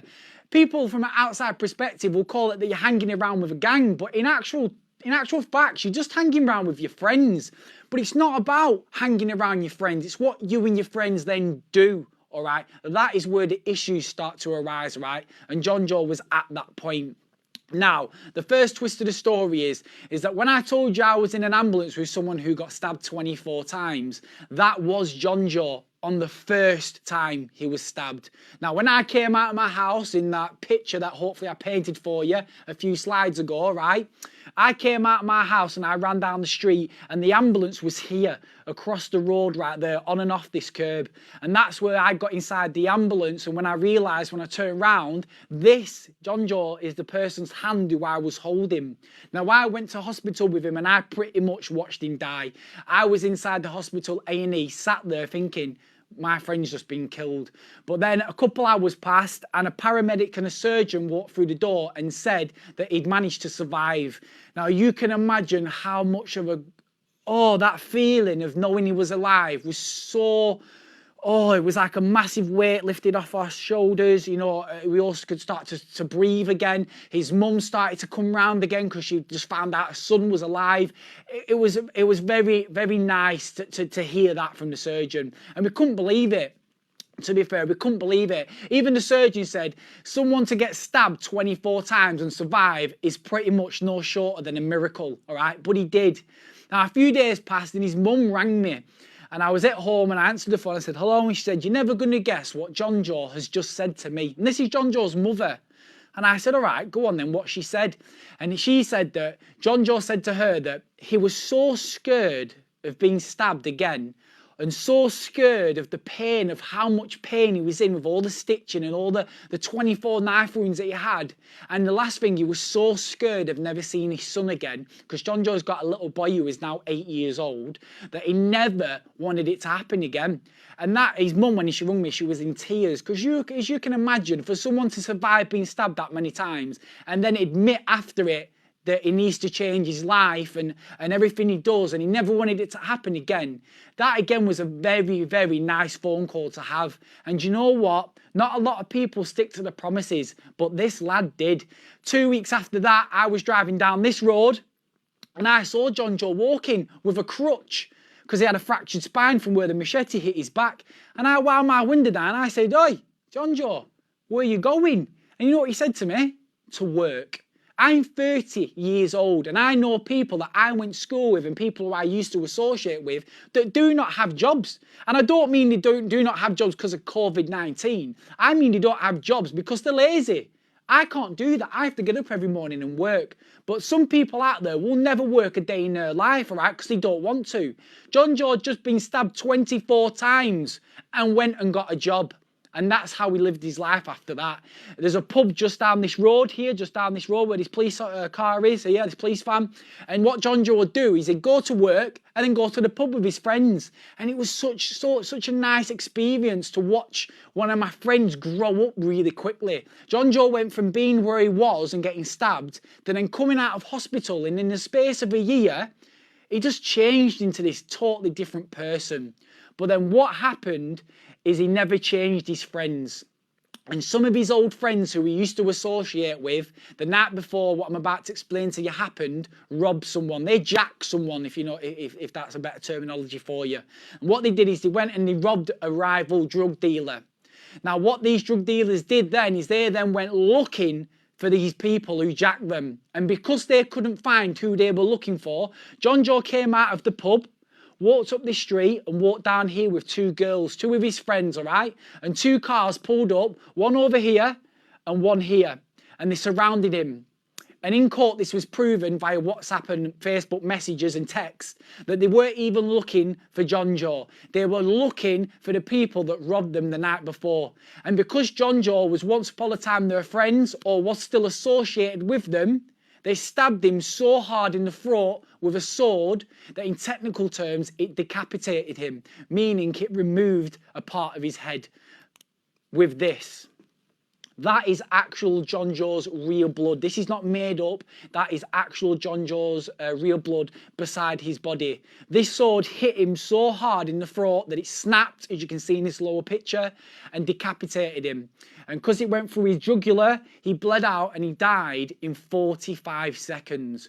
Jon-Jo lost his life within 45 seconds just because he did not choose the right friends or the right people to associate with. Your friends can be the beginning and end all of you without you even knowing it.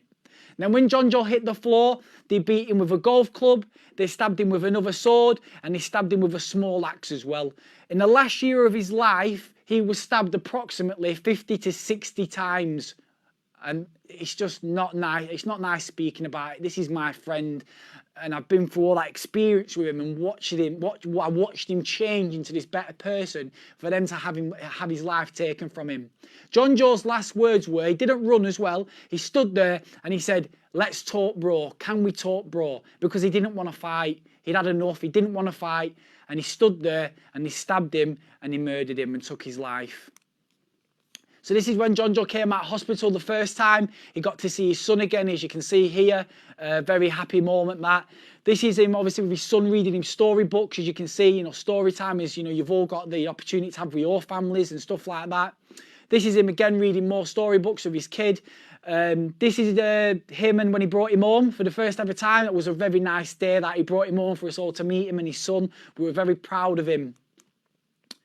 This is the spot where Jon-Jo died, exactly the street that I've just shown you where the ambulance was. And the reason why they took his son there, his little boy called Taylor, the reason why they took him there is because when he gets older, they want to be able to say to him that at least he took him to the place where his daddy took his last breath. This is his son now, looking very cute. He's funny, he's a very good laugh. I know I love him to pieces. But this picture does Taylor no justice. Taylor now has to go to a special school because this young boy suffers with mental health issues. For example, we got him an iPad and we put all the parental guides on it and the parental locks on it and stuff like that. But little did we know that he was getting very smart. And he started to ask Siri and ask Alexa, which we got him as well, and type into his iPad, how did Dad die? How did Daddy die? How did Jay die? How did Jon-Jo die?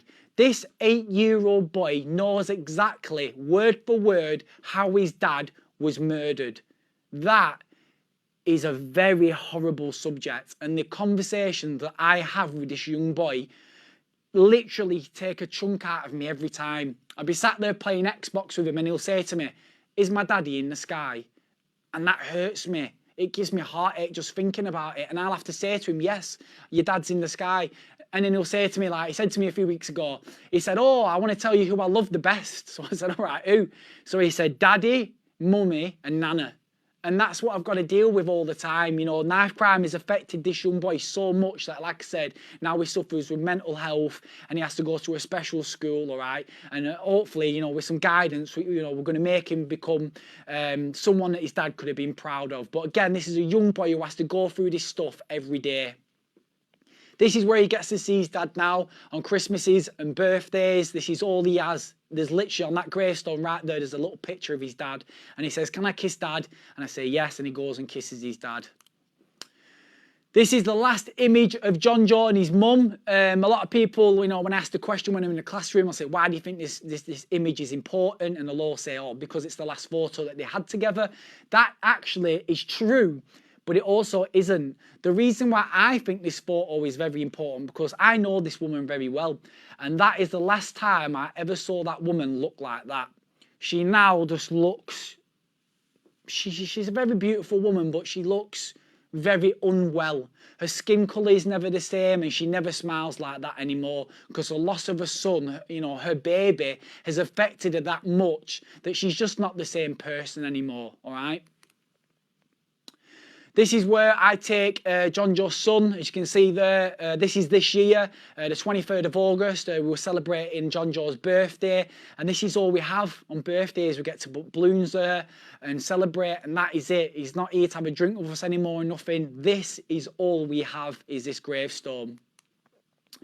And finally, this is where his brother, my old best mate, gets to see his brother. This is all that he has. And this is the person that was also rapping in the song that you heard before. And I don't know if you can tell on the camera now, but if you compare the tattoos to mine, and if you read the gravestone, brother of Byron. Jon-Jo, the person who I was in the ambulance with, was my brother. I was the older brother. I am Jon-Jo's older brother. So I've been in an ambulance and held my brother's hand and had to lie to him and tell him to survive and tell him to breathe and carry on living and fight through it. I've watched all that experience and it's messed me up in here. To then watch him turn a corner, turn his life around, get a job, become a better person, be an amazing father. To then, a year later, see him here. And it's at this point that I thought my life had already changed via what I saw in the ambulance, the screams and stuff like that.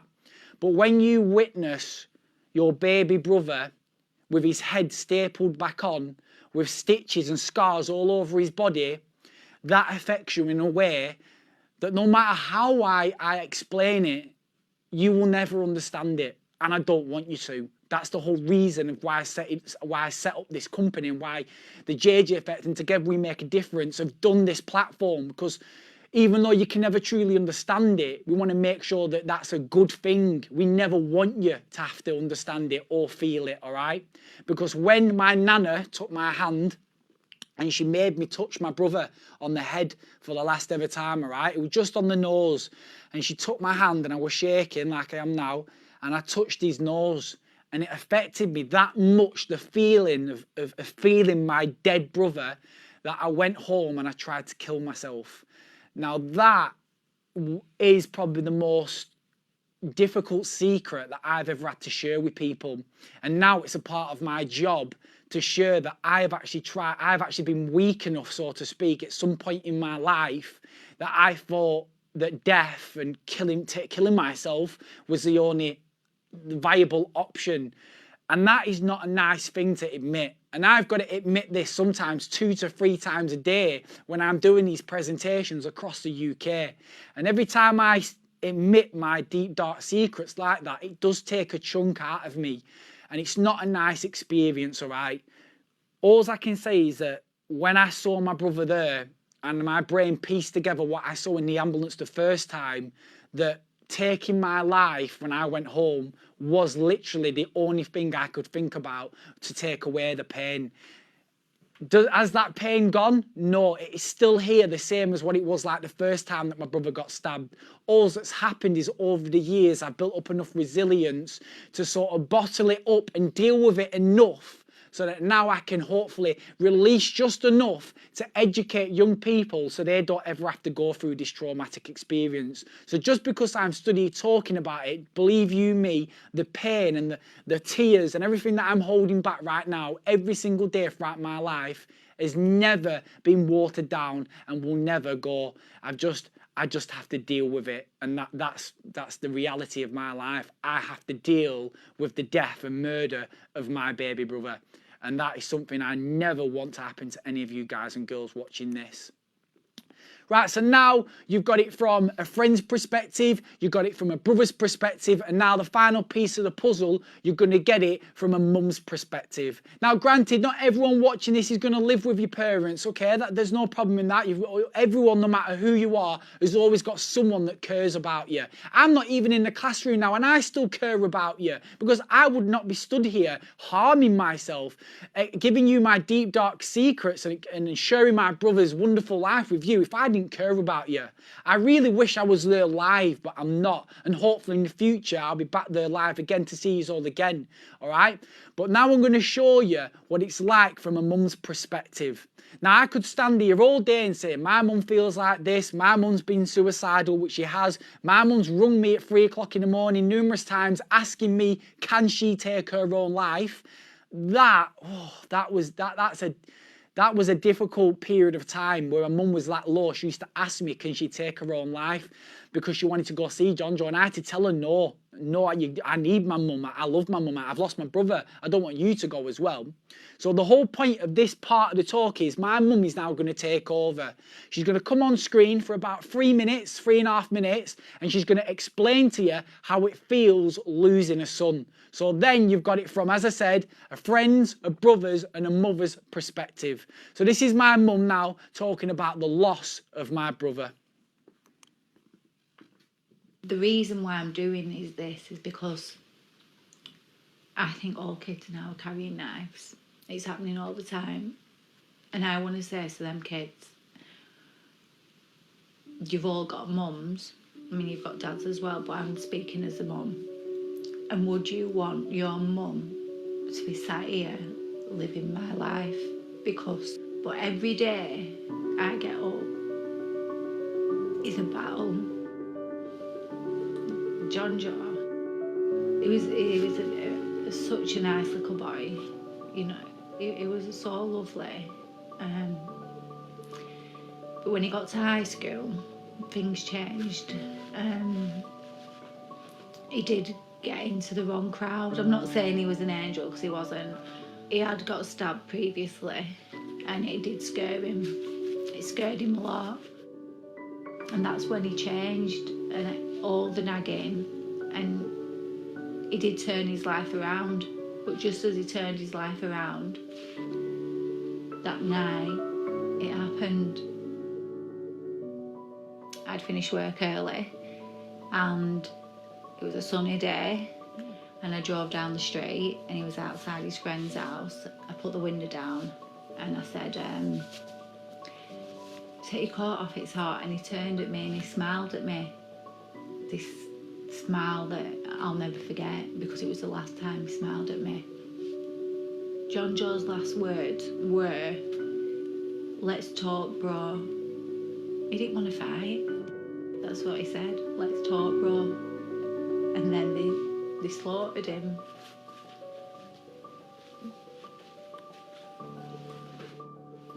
And then the last day when I seen him in the coffin, seeing your son in a coffin, it's just something, I don't know, your brain doesn't really, it's not right, is it? Until I die, I will live with this. Which, you know, my pleasure is going up to Jon-Jo's resting place and talking to him and keeping his memory alive. When we was in the courtroom, them people who've done it, they've got families, their lives are ruined because so many lives are ruined, but I might as well have died because part of me is dead. That's the only way I can describe it. I miss him so much.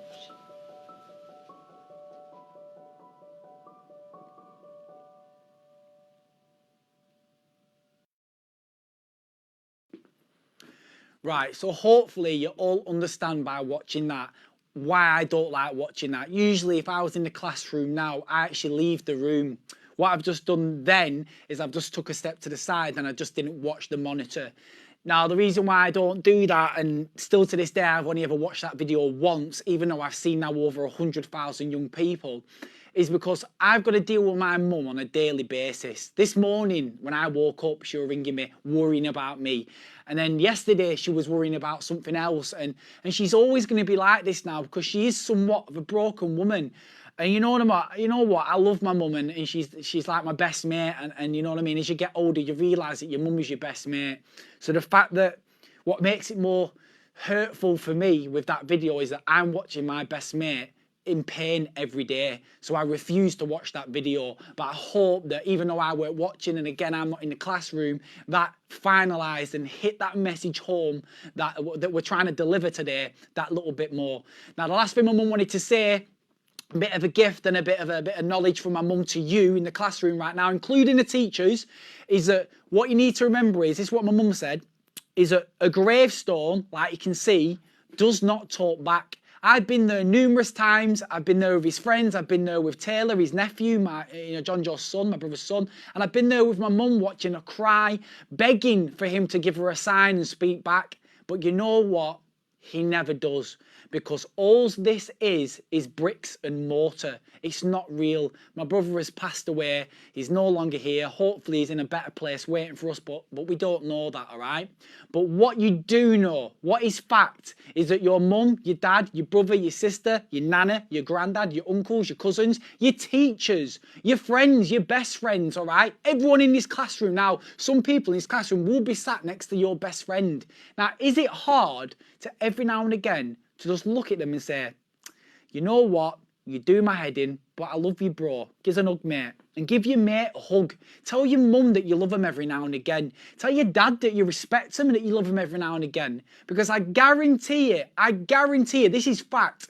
If you don't tell the people you love that you love them on a regular basis, if you get that chance and that opportunity taken away from you, like my family has, you will regret every word that you never said. The last time I spoke to my brother, he lent me £20 and I just said, nice one. I took the £20 and I walked off. The next time I saw my baby brother, he had his head stapled back on in a mortuary and I tried to kill myself. All right?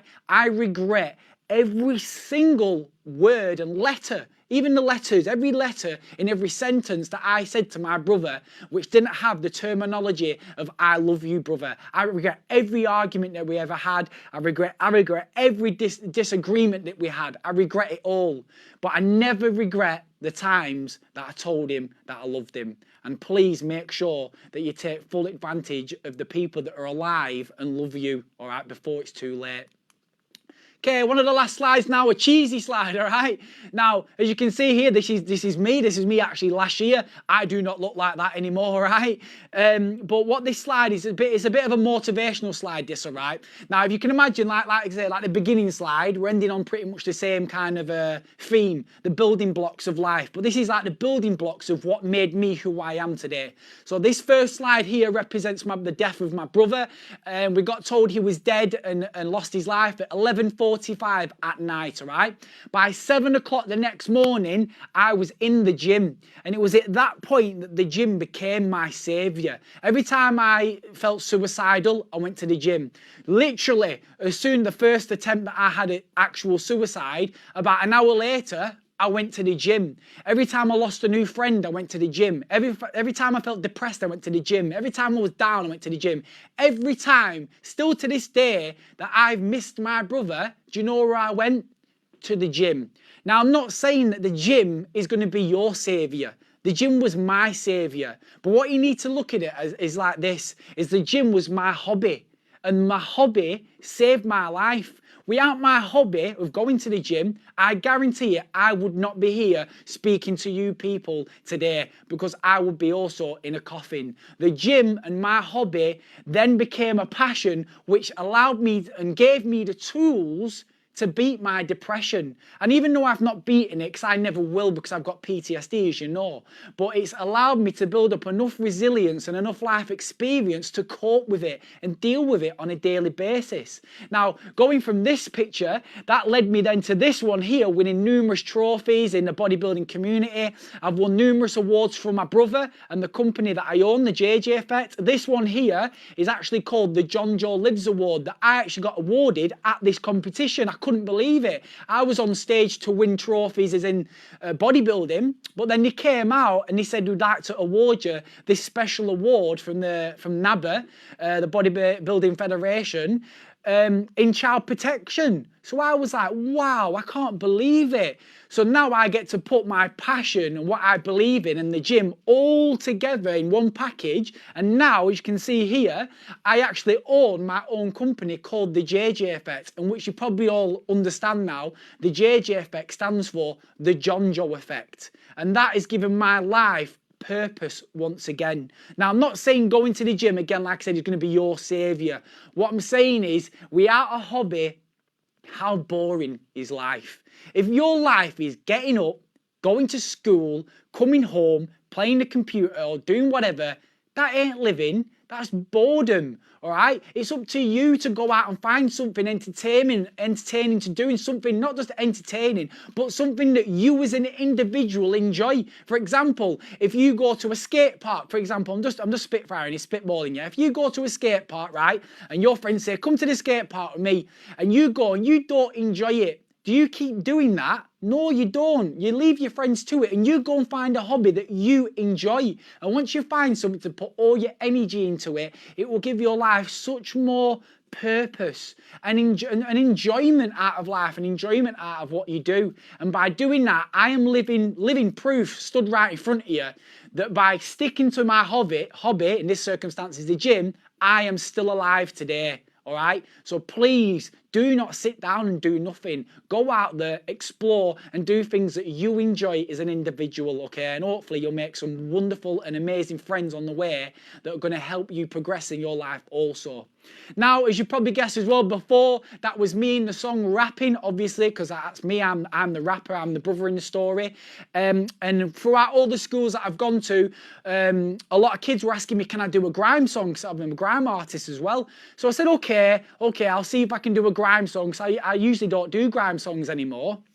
So I put basically all of my life experience, what I've been through with the loss of my brother, my depression, the suicide, and what I saw in the ambulance the first time he was stabbed, into a knife crime song called Idiot's Game. Because if you carry a knife after watching this presentation, you are a straight up idiot, all right? So I hope you enjoy it, and then we'll bring the talk to an end after the song.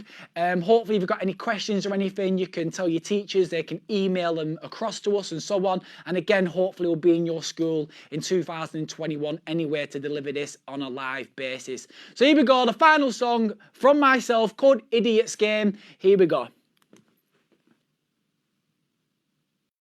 More than 80 people have been killed in little over half a year. Often, it's the same weapon of choice. Another teenager has been killed in London. Another death on the street. The stabbing of a Multiple stab wounds. Endless list of attacks too common on London streets. In affected communities, people tell me it's become routine. My life ain't nothing but knife, crime, pain. Suicide, thoughts, bad memories, rage. JJ died by the edge of the blade. Sit back, kick back, let me explain. You know when they die this way. Trust me, you don't know about pain. Sitting in the back of the ambulance, watching him bleed from his cardiac muscle and veins. Yeah, this world's got me going insane. Stabbed over 24 times in a lifetime, broken spine, cause I'll never be the same. Killing someone for the sake of a name, act for an act, but it's never gonna change. When are these kids gonna wake up and realise life in the game, so stop living life this way? Okay, let me get this clear, you're a big man, cause you drive round in a 1.1. Blame you miss with a gang, said that you're sold for an 8 for a gram. Okay, let me get this clear, but you'll know you're a real big man, cause you drive round with a blade of a shank. Nah, rude boy. Woo! Okay, let me get this clear. You're a big man, cause they drive round in a 1.1. Blaze me and miss with the gang. Said that you're sold for an 8 for a gram. Okay, let me get this clear. But you all know you're a real big man, cause they drive round with a blade of a shank. Nah, rude boy, you're an idiot, fam.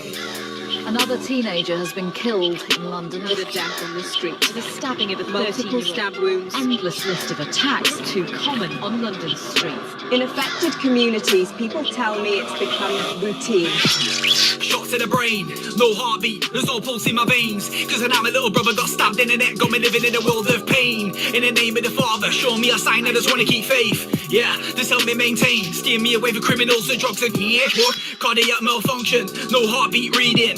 Living in a nightmare, sitting in the back of the ambulance screaming, Jon-Jo carry on breathing. Then his heart stopped beating, nightmares in the middle of the night, nothing but a mum screaming. Didn't know about knife, crime, pain, so you feel your soul leaving. Okay, let me get this clear, you're a big man, cause you drive round in a 1.1. Blame you miss with the gang, said that you're sold for an 8 for a gram. Okay, let me get this clear, but you'll know you're a real big man, cause you drive round with a blade of a shank. Nah, rude boy. Woo! Okay, let me get this clear. You're a big man, cause they drive round in a 1.1. Blazing his heel with the gang, said that you're sold for an 8 for a gram. Okay, let me get this clear. We all know you're a real big man, cause they drive round with a blade of a shank. Nah, rude boy, you're an idiot, fam. Another teenager has been killed in London. Another death on the street. The stabbing of a Multiple stab wounds. Endless list of attacks too common on London streets. In affected communities, people tell me it's become routine. Broken, he ain't got nothing left. Seen him dead with the heart straight out of my chest. Got me living in a world of stress. Take my last breath, cause I don't fear death. These idiot immature kids that they don't give a F about anything less than bulletproof vests. Stabbing each other to the point of cardiac arrest. Sometimes when I hit round bills in the middle of the night till my face stop bleeding. But it's broken, cardiac muscle inside and my body just carries on beating. Blood pressure increasing, I'd do anything to give him a drop of oxygen in my body for 1 second if it means you were carry on breathing. Yeah, okay, let me get this clear. You're a big man, cause you drive round in a 1.1. Blame you miss with the gang, said that you're sold for an 8 for a gram. Okay, let me get this clear. But you'll know you're a real big man, cause you drive round with a blade of a shank. Nah, rude boy. Woo! Okay, let me get this clear. You're a big man, cause they drive round in a 1.1. Blaze me and miss with the gang, said that you're sold for an 8 for a gram. Okay, let me get this clear. We all know you're a real big man, cause they drive round with a blade of a shank. Nah, rude boy, you're an idiot, fam. Right, everyone, I hope you enjoyed that music video called Idiot's Game. If anyone wants to find any of my music after this presentation, you can look me up on YouTube at Byron Alive. Now, again, from the JJ Vet and the Together We Make a Difference team, there's no point in us just standing in saying, look, we hope that you take the message on and you go and have a safe life. Yes, of course we want that, but we also want you to have a wonderful, fantastic, and in life that's full of just good people, good vibes and enjoyment. It's in general, all right? But again, we hope that you took on board the messages that we try to deliver, and we hope that the Jon-Jo effect, which is my brother, and the Together We Make a Difference team have truly given you enough information and skills that is going to benefit your life and the people that are around you as well, okay? So again, from the Together We Make a Difference team and the JJ Effect family, thank you for listening, and hopefully I'll see you again in the upcoming year. Bye-bye, everyone.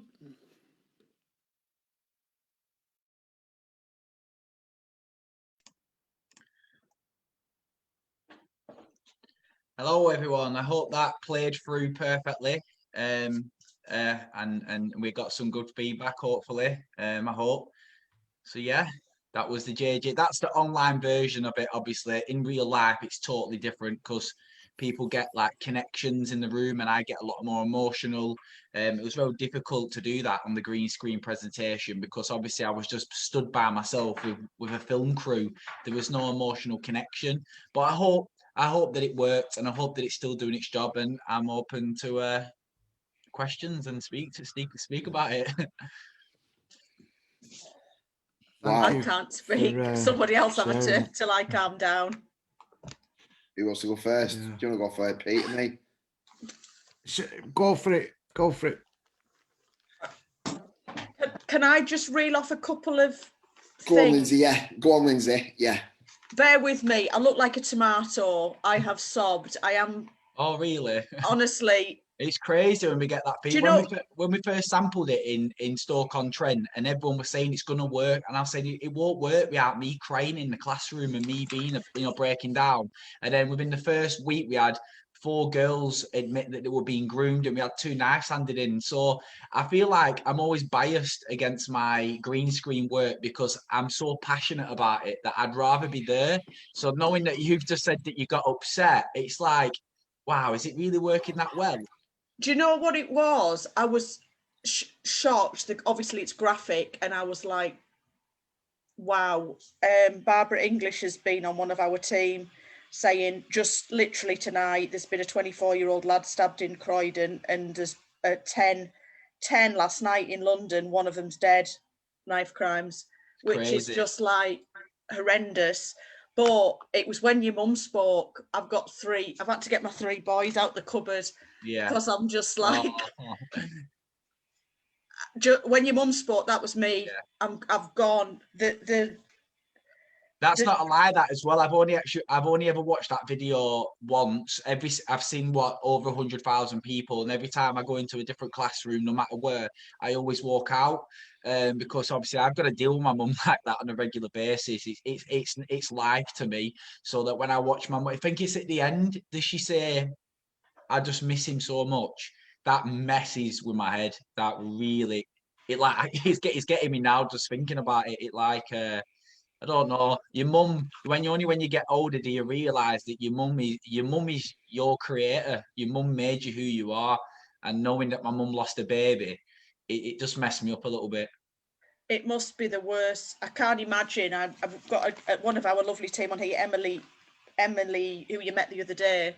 Yeah. Emily Rook. She's on fire. Can I just say thank you, Emily? She's been on all night. She's actually got a son who's in addiction. She wants him to see it. She's just saying she lost a daughter. Yeah. To cancer. So she's she's been literally on fire tonight. Thank you, Emily. It's gone mad. I've got so much scribble on here. I can't read my own writing. I don't even know where to start. You have a look through. You have a look through, Lindsay, and I'll take over while you get your comments. I know. Obviously, my wife was sat at side of me watching it because I've managed to stream it onto my telly, and she was in bits. She was literally in bits, and I was sat there, and I felt it. I texted you halfway through dinner, Byron, and said, "Wow," because it's close to my heart as well, because I'm a Preston lad.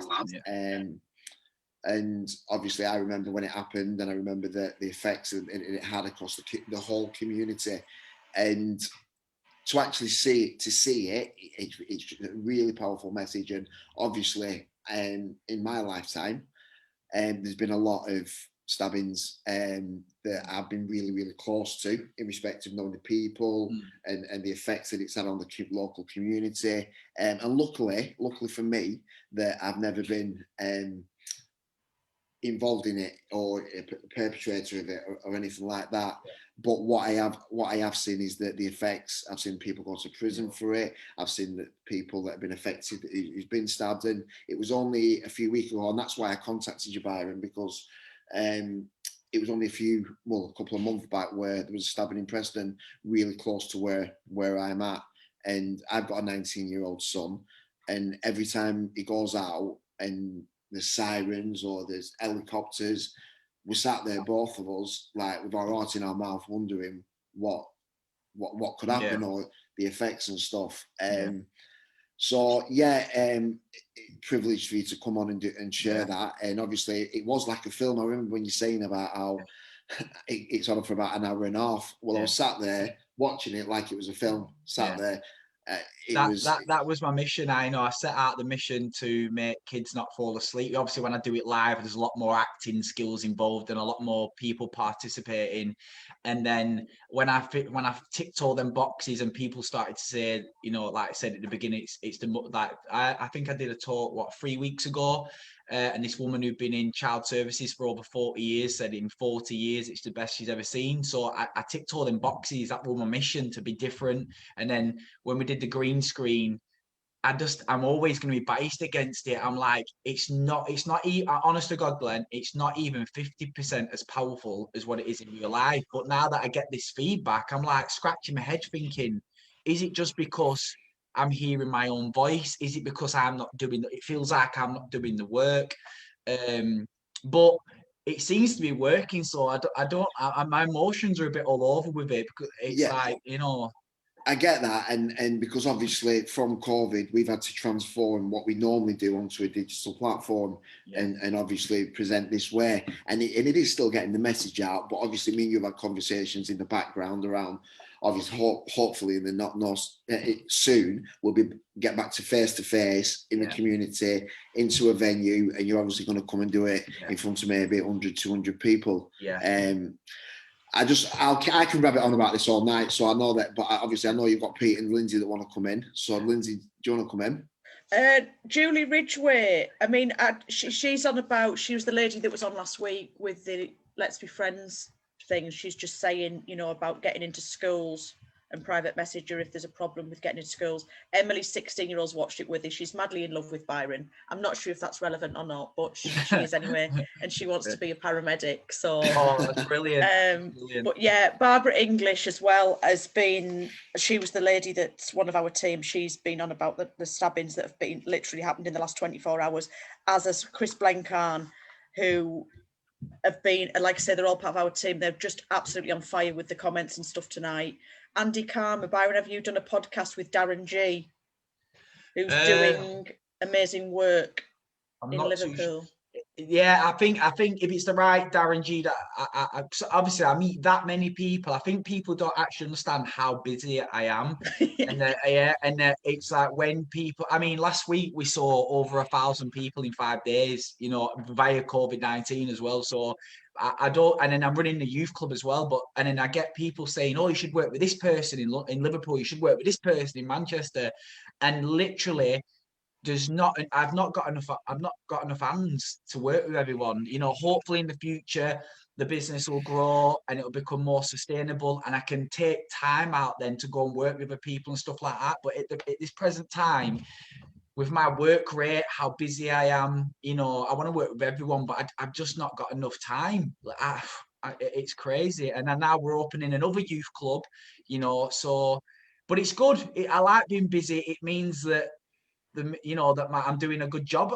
Really, is that make sense? You know, I must absolutely. Be, you know, I mean, again, I'm very, very humble, as I said at the beginning. It's not a job. If you enjoy what you're doing, you'll never work another day in your life. Oh, I work. It's really obvious. Yeah, it's like today. It's really obvious. Today, I only finished work at 4 o'clock and then came straight here, and it didn't even feel like I was working. I'm working now. You know, this is my life. You know, I mean, I'll read this out to you. This woman. I've just released on my social another video that's going to go into the talk, and this woman came up with this saying for me, and it blew me away. And it's I'll find now. It's to live in the hearts of those who we love is to never die.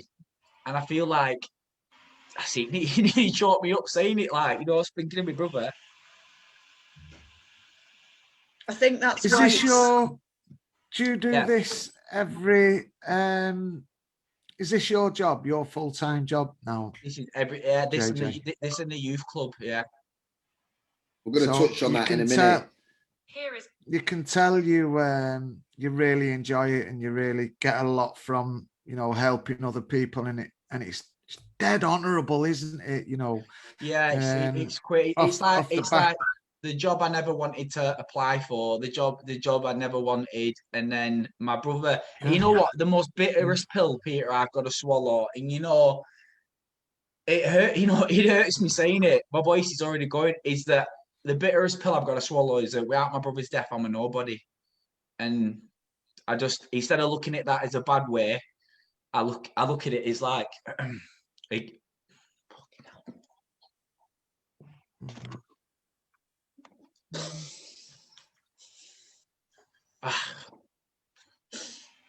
mean, it's a great, really honourable purpose that you've got, and his memory lives on in, you know, in so many other lives who were prevented from going down this pathway, and that's a powerful thing. That, but you know, just flicking through some of these comments, let's just take it on up a notch.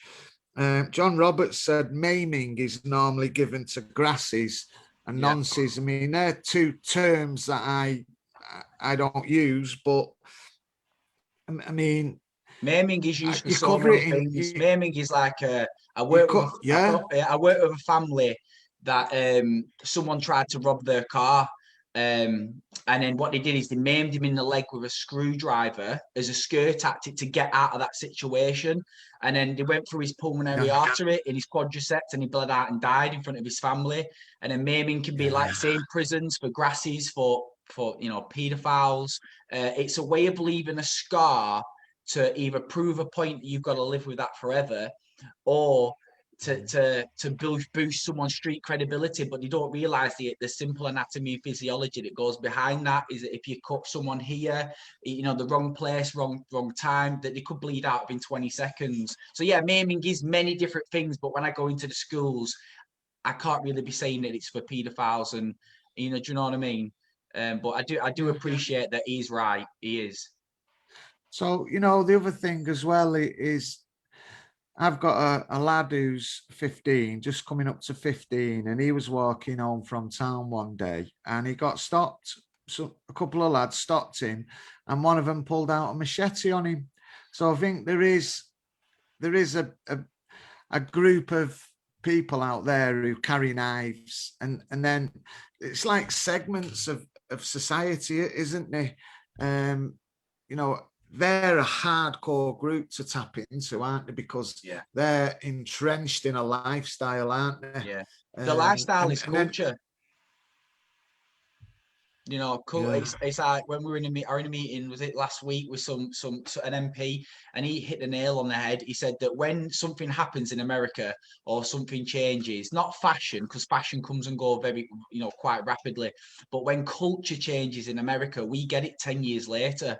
And if you look at the you know, the songs that are slowly but surely changing, and then to fast forward over 10 years to where we are now, you know, we've now got songs that are commercially you know, put out on primetime TV and radio that blatantly state of these rappers or singers stating that they're going to stab each other up, murder each other, jack each other. What it is now, to be a young person, street credibility means more than GCSEs. Street credibility means more than being loyal to a best friend. That's what it's about, street credibility. And it's just a harsh and toxic environment. I mean, they were only today at the youth club. I had to give someone a lift home because they were having problems with another person. And I just felt sorry for him. I even said to him, you know, this lad's a good lad. And I said, I do feel sorry for you because you're such a good lad. But no matter where you go, because it's not fashion, it's culture. Knife crime can affect, you know, like, absolutely anyone. Catch hold of this for a second then. You know, like, you've obviously got a purpose now in life, a God-given purpose. You're on a mission. But I'm just thinking there's lots of other youngsters who are entrenched in that lifestyle who don't have a, stick with me now, who don't have a purpose, who could see that presentation and go, yeah, I get it, but I'm going back to the same council estate where I live in it, my family are entrenched in it, and I've got no visible way out of it. I think with a product like this that is digital, that frees you up to do some work in the youth clubs, creating, because Glenn Glenn is ideal now. I mean, you've just stepped into a new role, Glenn, haven't you, called liaison and diversion, taking people who end up in the police station for whatever reason and diverting them into different opportunities. Now, I think what you've got here now is something that'll reach wide numbers of people, but it'll also give us great opportunities to identify some of these guys who put their hand up and say, I don't want this anymore, I want a different life. Yeah. We can start together, we can start saying, all right, well, we'll put you on the path, because a lot of it you cover. We know what the issues are. It's just, how do we gather up our resources to tackle the problem? Yeah. Catch hold of this. We've been working with a homeless chap who come out of hospital the other day, and he couldn't go back to where he lives because his house is a mess. So we dropped him at a hotel. And, as we dropped him at a hotel, we said, we're off to pick up some furniture for another person who's going into supported accommodation. And he was like, can I come with you? So he'd not used drugs for 14 days. He's got his like freedom back, for want of a better description. And he's saying, can I stay with you guys? Because what he's identifying, and this is an issue, JJ, what he was identifying was, I haven't got a pro-social community of people that I can tap in, a network of pro-social positive peers. I only know other people who are homeless or other people who are engaged in deviant behavior that I don't want. Can I come with you? So we took him off with us in the van, and we was having a chat with him that night. And guess what he started talking about? Jon-Jo. Did he? He started talking. Yeah, he started talking about Jon-Jo. He knew him. And then Caleb, my lad, looked at me and he went, that's a coincidence, isn't it? So we've passed him the iPhone and we went, look at that. And we showed him, your rapping. We showed him your flyer. And we said on Saturday, he's coming on the live LUF Lounge. So as he was watching mutual aid on a digital platform, while he was sat in the van with us going to deliver furniture, what had been donated, what he was saying was, that's what I need. I need to tap into these people, us, you guys, you 28 people who are watching. That's what he's saying. How do I tap into that? And I think that is a beautiful thing. I'm making Lindsay cry. I'm raising me. I'm going to start standing up and body popping in the act because I'm getting all. But it's a beautiful thing, and I just think guys like you, when they come on our radar, we need to support and, rally round. So Glenn, I mean, you're in a new role. You're going to be in and out of how many police stations in Lancashire now, Glenn, have you got under your remit? 9. 9 police stations, and Glenn's got his team operating in them spaces. And like we've got multiple teams now all over Lancashire of people with a lived experience who know what time it is. And we're saying we've got more to do. The battle is real. Yeah. But definitely agree.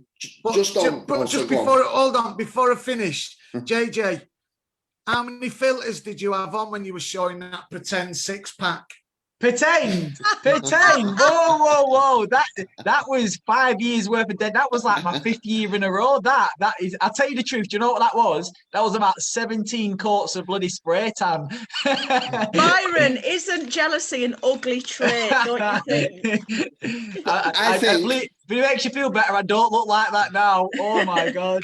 I think though, Byron, on a serious note, I think that's a good point to come in there, because obviously when Pete said around supporting and obviously getting that message out, obviously we've had numerous conversations around, and obviously I know that you've put in a brick fund to help you carry on what you're doing, because obviously I know that you've obviously struggled to keep this sustainable and obviously and keep it going, but the impact that has on the community, the youth, everybody involved. Obviously, I'm going to try and do and support you the best way I can. And by doing that is obviously networking, telling people about you and things like that. But do you want to tell a bit about what your project is in respects of why you put a brick fund in?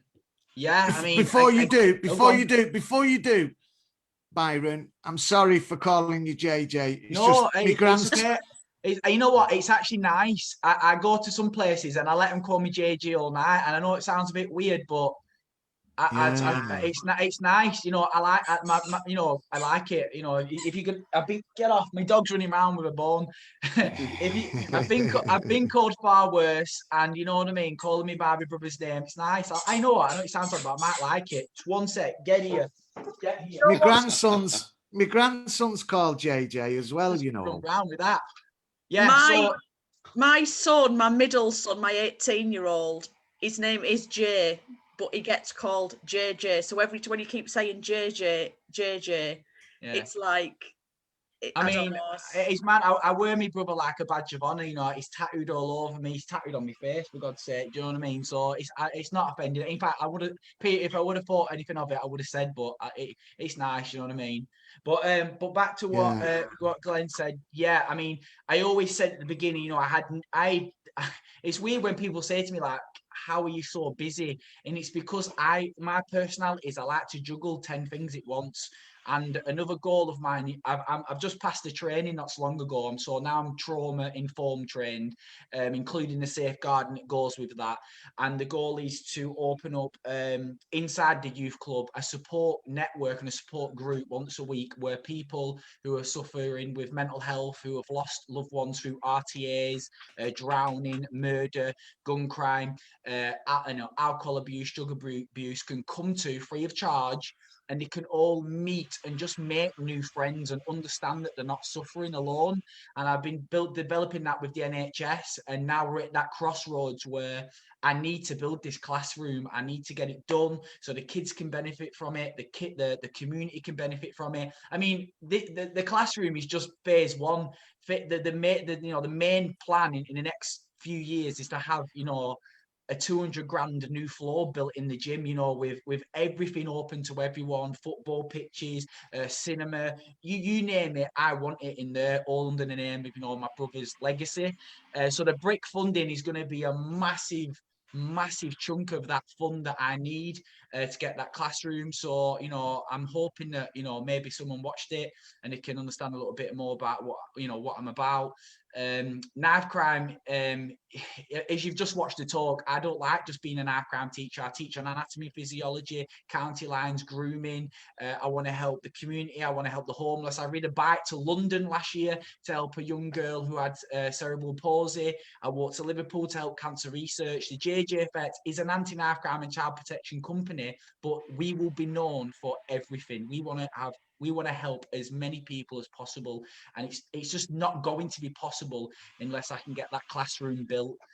So yeah, that's why I applied for the brick funding. And to be honest with you, I need a lot more, but you know, I think that's a step in the right direction. Is that? And Byron, we were saying work before. Sorry for cutting you off, but because I want the community to hear it. Is that obviously we were saying about, because obviously when we did the meeting with Emily and Lindsay and that who's in the comments, they was talking about potential opportunities for volunteering and coming supporting. Yes, Emily and Lindsay, definitely. You know, Lindsay's doing her own thing, and we had a private conversation before about God, she's doing some big things. So if we can interlink, and then everyone can use that on days that we're not using it, it'll be, you know, free of charge, and we can all help each other and get, you know, and help people. That's your point. And Emily's probably listening now. Emily, I know you can't see me, but you are one of a kind. You. so yeah, she's, you know, listening. She's so getting her listening on board, and that's the whole point. And then as soon as COVID-19, they're like, you know what? I've probably got a list the size of my arm of people who kindly like my work or support my work that much that they want to volunteer. That's another thing that blows me away. You know, like I said at the beginning, I'm just Byron from Deepdale, and I get people asking me for, like, can I put you on my CV? Can I work for you? Can I do this? And I'm just like scratching my head thinking, wow, all this from, you know, an £800 loan from my mum, you know, back when only my mum believed in me and a few other little people. And now, you know, I'm here, like, you know, and my actual company is the Jon-Jo effect. It's mad, it's crazy.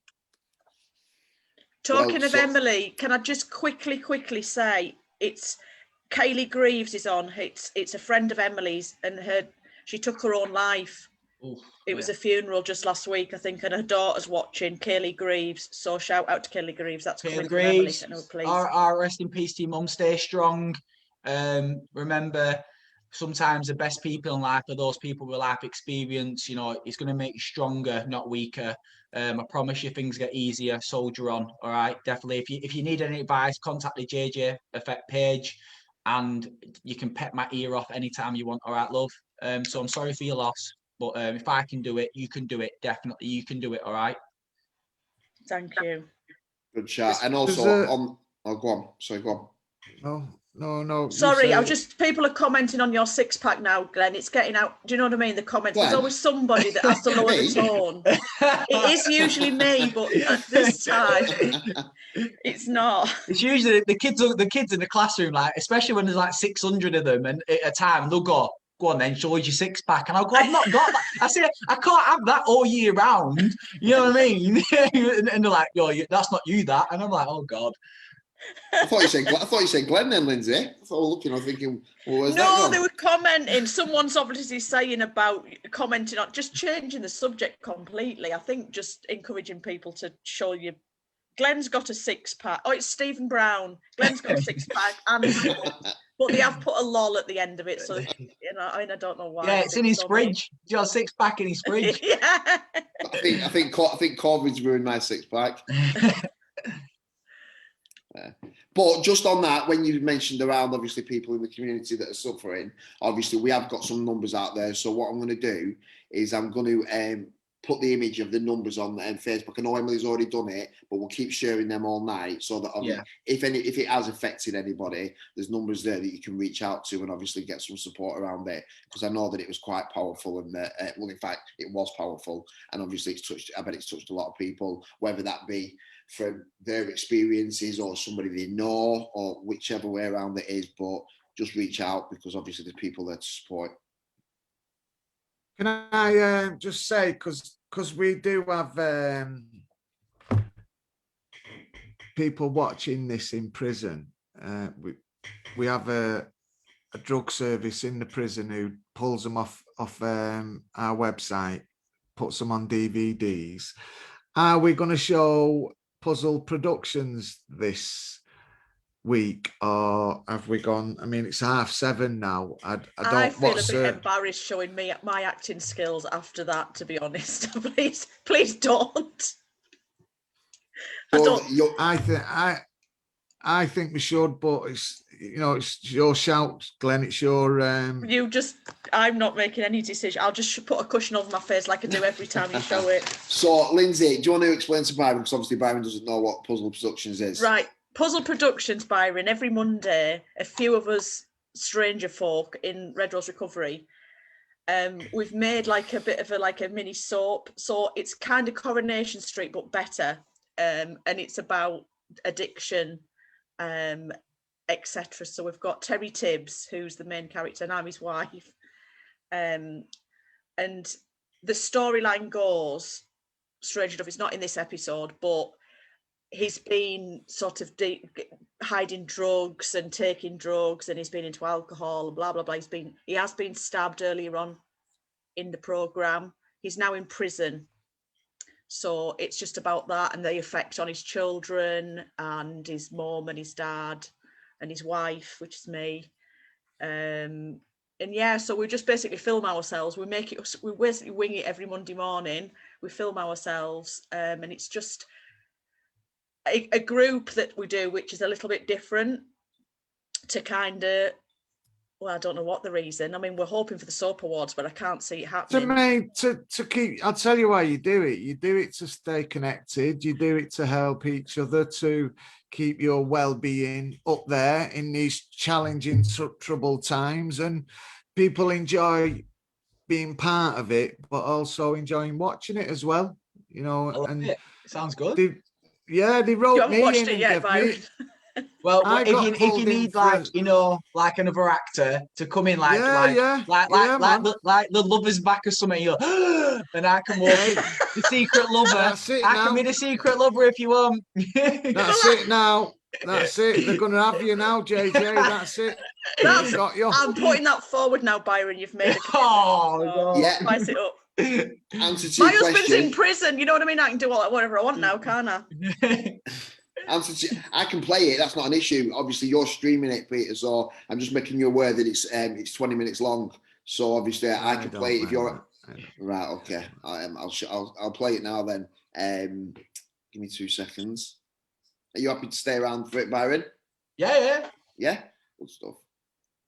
We'll just put our screens on closed though, don't we? Yeah, Emily's just put on. I said Coronation Street. She's put more like Shameless. I was like.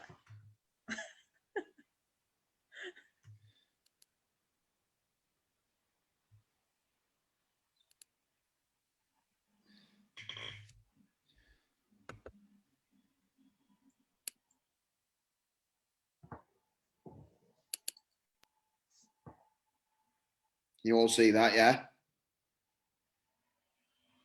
Yeah. Nothing.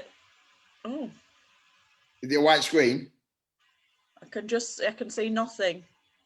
You can see nothing? It's just, it's a white screen. Yeah. Is it meant to be white screen? Yeah. Sorry.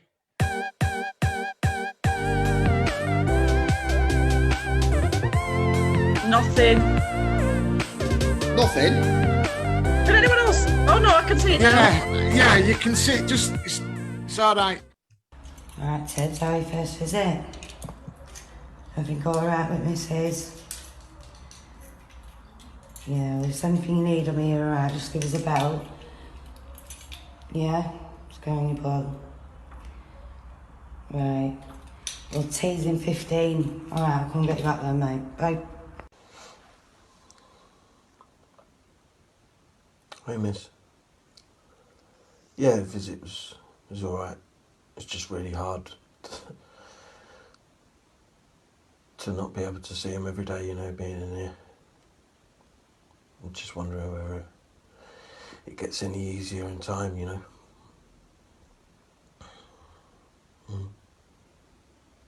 Thanks, miss. Miss, how long does it take for the numbers to go on my pin? Yeah, I'm dying to ring my dad and my mum, and I suppose I need to speak to my daughter at some stage. Yeah. Miss, is there any other help that I can get in here while I'm in it? Yeah. Okay.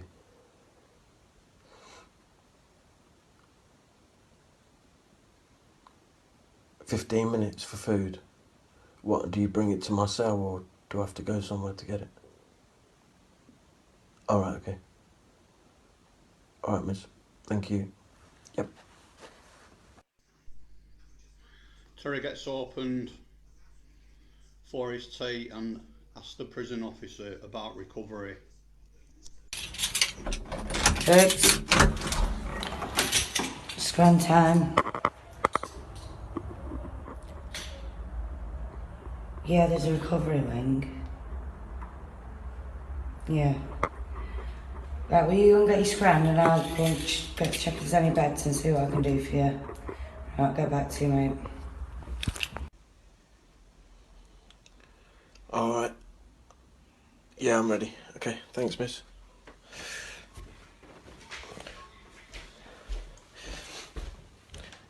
Miss, is there any help? Is there any help that I can get while I'm in here for drugs and alcohol? I know I've got a problem, but I just need help. Yeah. Yeah, okay. Yeah, if you could, miss. Thank you. Cheers.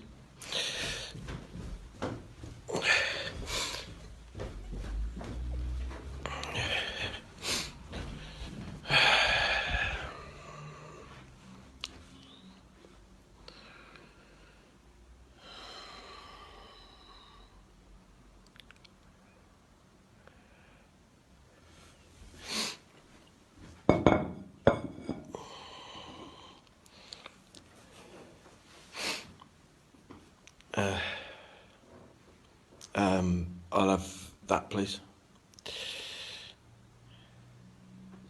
Is that it? You're taking the mickey?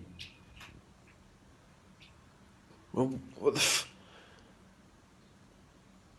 I'm not eating that. Can I have some more then? What do you mean, no? Listen, who do you think you're talking to, mate?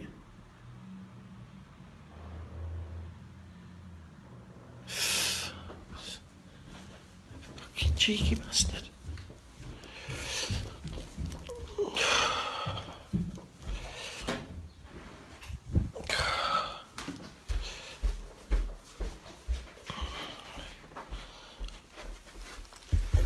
Now, is this what it's going to be like for the next 3 years? Fucking starving.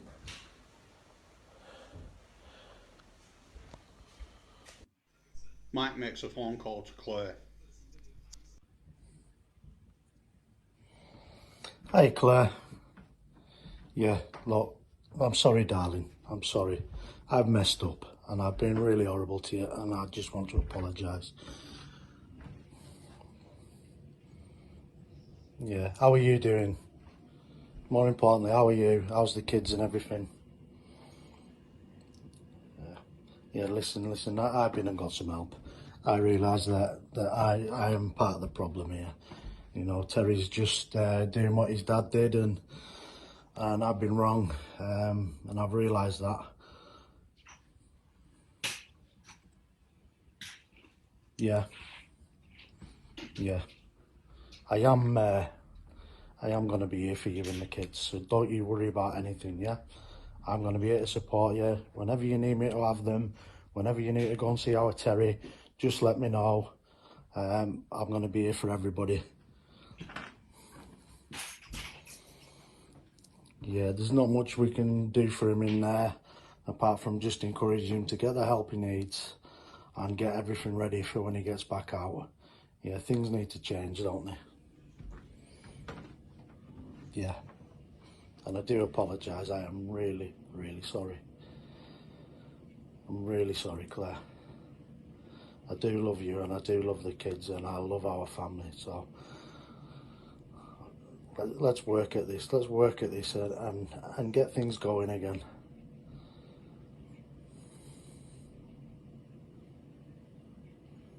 Yeah, take care of yourself. Like you say, you know where I am if you need me, and I'll be round whenever you need me to be round.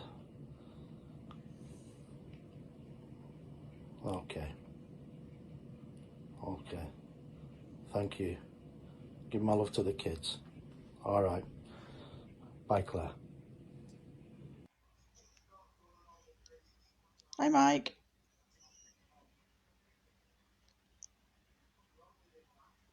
Oh, bless. Thank you. Yeah.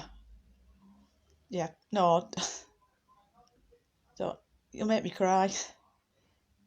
Apology accepted. Nah, I'm not so good. To be honest, I know I'm not. I'm better than I was. Yeah.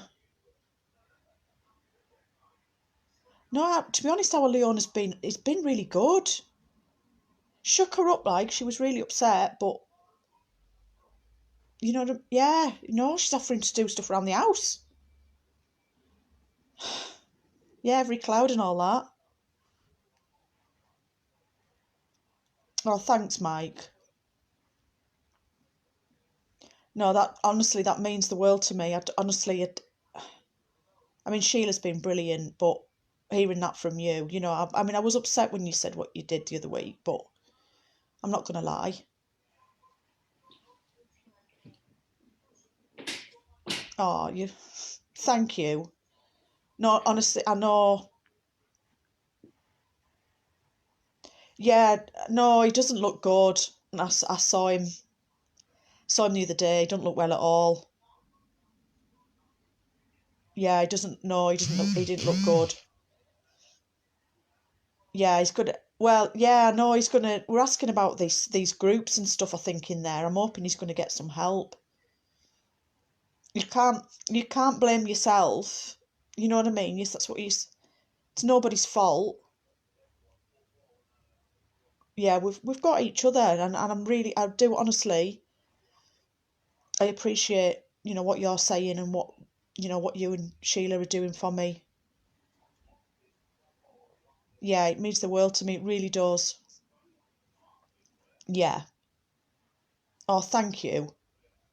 Yeah, I'll pop round for a brew, or you could come round, eat whatever. Yeah, I appreciate. I really, really do. I can't. That means the world to me. That does, Mike. Thank you. Yeah. Yeah. I love you too. Yeah. I'll see you soon. Yeah. Bye, love. Bye.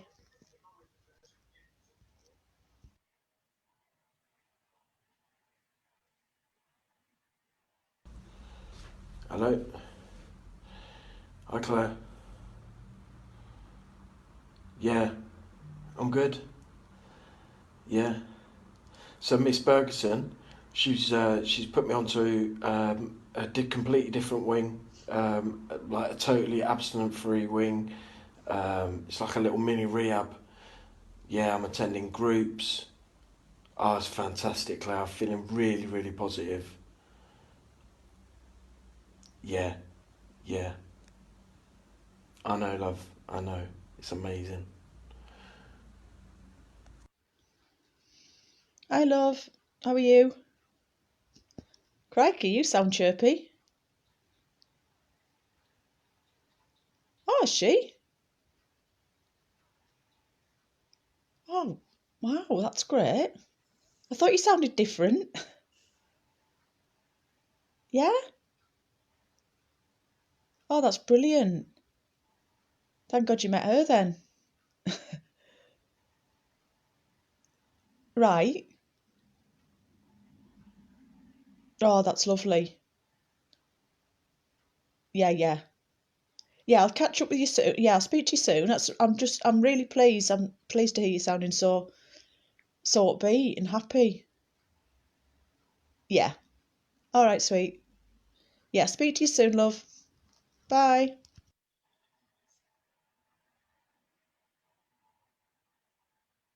Hi, Terry. Nice to meet you. John's asked me to come and have a chat with you, and he speaks very highly of you. So, what do you know about Red Rose Recovery? you like it, do you? Yeah, there's a picture of me stood in front of an award.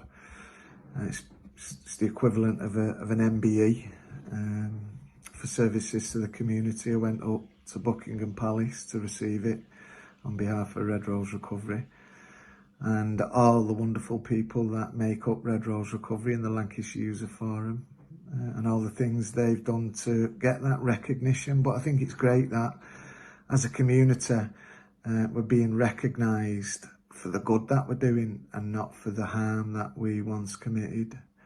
I've been where you are in prison, and it's not good. But that wasn't enough to stop me going back.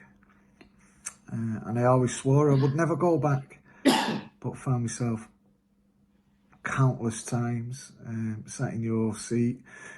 And I never had what you are being given today, the support to live life a different way. I didn't know how to do it. I needed someone to support me, to show me how to do that. And, that's what we can offer in Red Rose Recovery. We've got multiple training courses. We've got a leadership course. Have you got somewhere to live, Terry, when you get released? That's really important that you know where you're going. Is anybody going to be there to meet you at the gate on that first day? Because that's a big one, man. What I can do is promise you that I will link you in to a network of people who have got a similar past experience of the negative way they've led their life. Some are still in crisis, some are way out the other end, supporting others to achieve their goals too. I think it's important that I manage your expectations, and from the offset that We're not going to wipe your ass. We're not a service that will sit down in the clinical sense and diagnose what's wrong with you and provide you with a plan to go off and sort it out yourself. What we will do is have conversations about where you want to be in your future, and we'll support you, we'll journey with you to do that. But the minute our motivation starts to, outmatch yours, then we have to start thinking about other people who want it more than you do, because we don't want you to become dependent on us. We're not going to do for you that which you can do for yourself. So as long as you put the energy in, we'll match it, and we'll stand shoulder to shoulder with you. We can link you into our networks. We've got a huge opportunity for you to get involved in. So volunteering, training, there's access to employment as well. So how does that sound? Right, I'll pass your details on to some of the lads who are on the ground, and they'll start having conversations with you about what your skills are, what your passions are, what your interests are. I know I just talk rapid, don't I? But I know these visits at HMP, you've got a pocket of time, and we've not got any time to waste. So, let's start getting the wheels back on your life. Get you heading in a good direction. Does that sound all right? Brilliant. Okay then, I'll sort that. Be in touch. Bye-bye. Hi, Claire. Oh, yeah. Yeah, I'm good. Yeah. I've just got to be quick, baby. So, I just had a meeting with this guy called Peter from an organisation called Red Rose Recovery.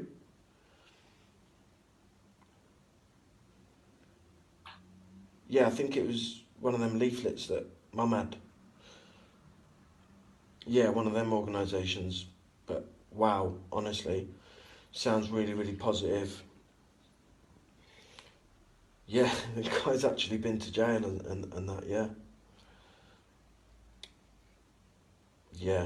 Yeah. He told me about like training courses and volunteering opportunities and stuff like that, yeah.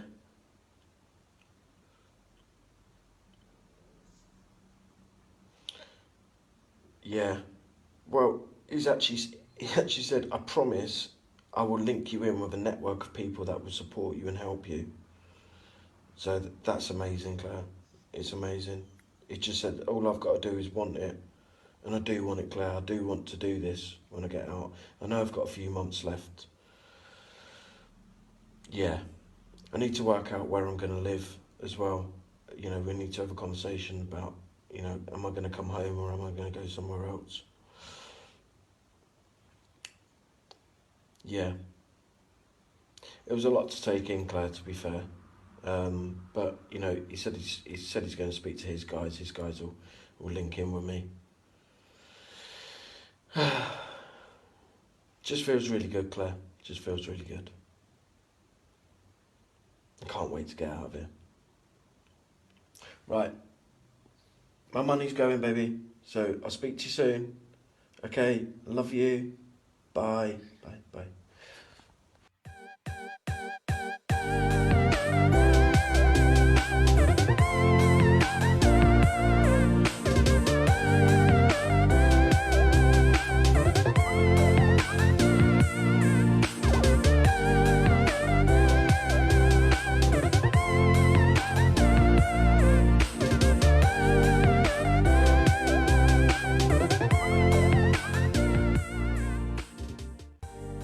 Hi guys, Daniel here, aka Terry Tips. Hope you enjoyed that episode. If you head over to our YouTube channel, which is Red Rose Recovery, you can have a look at the videos that we've got on there. If you could like, comment, share, but more importantly, subscribe to our channel. It doesn't cost you anything to subscribe. It just means that you'll get a notification next time we upload a video. If you or anybody that you know has been affected by the storyline today, you can go to our website, which is www.redroserecovery.org.uk. Leave us a message and one of our team will get back to you. Thanks for watching, and I hope you enjoy it. Thank you.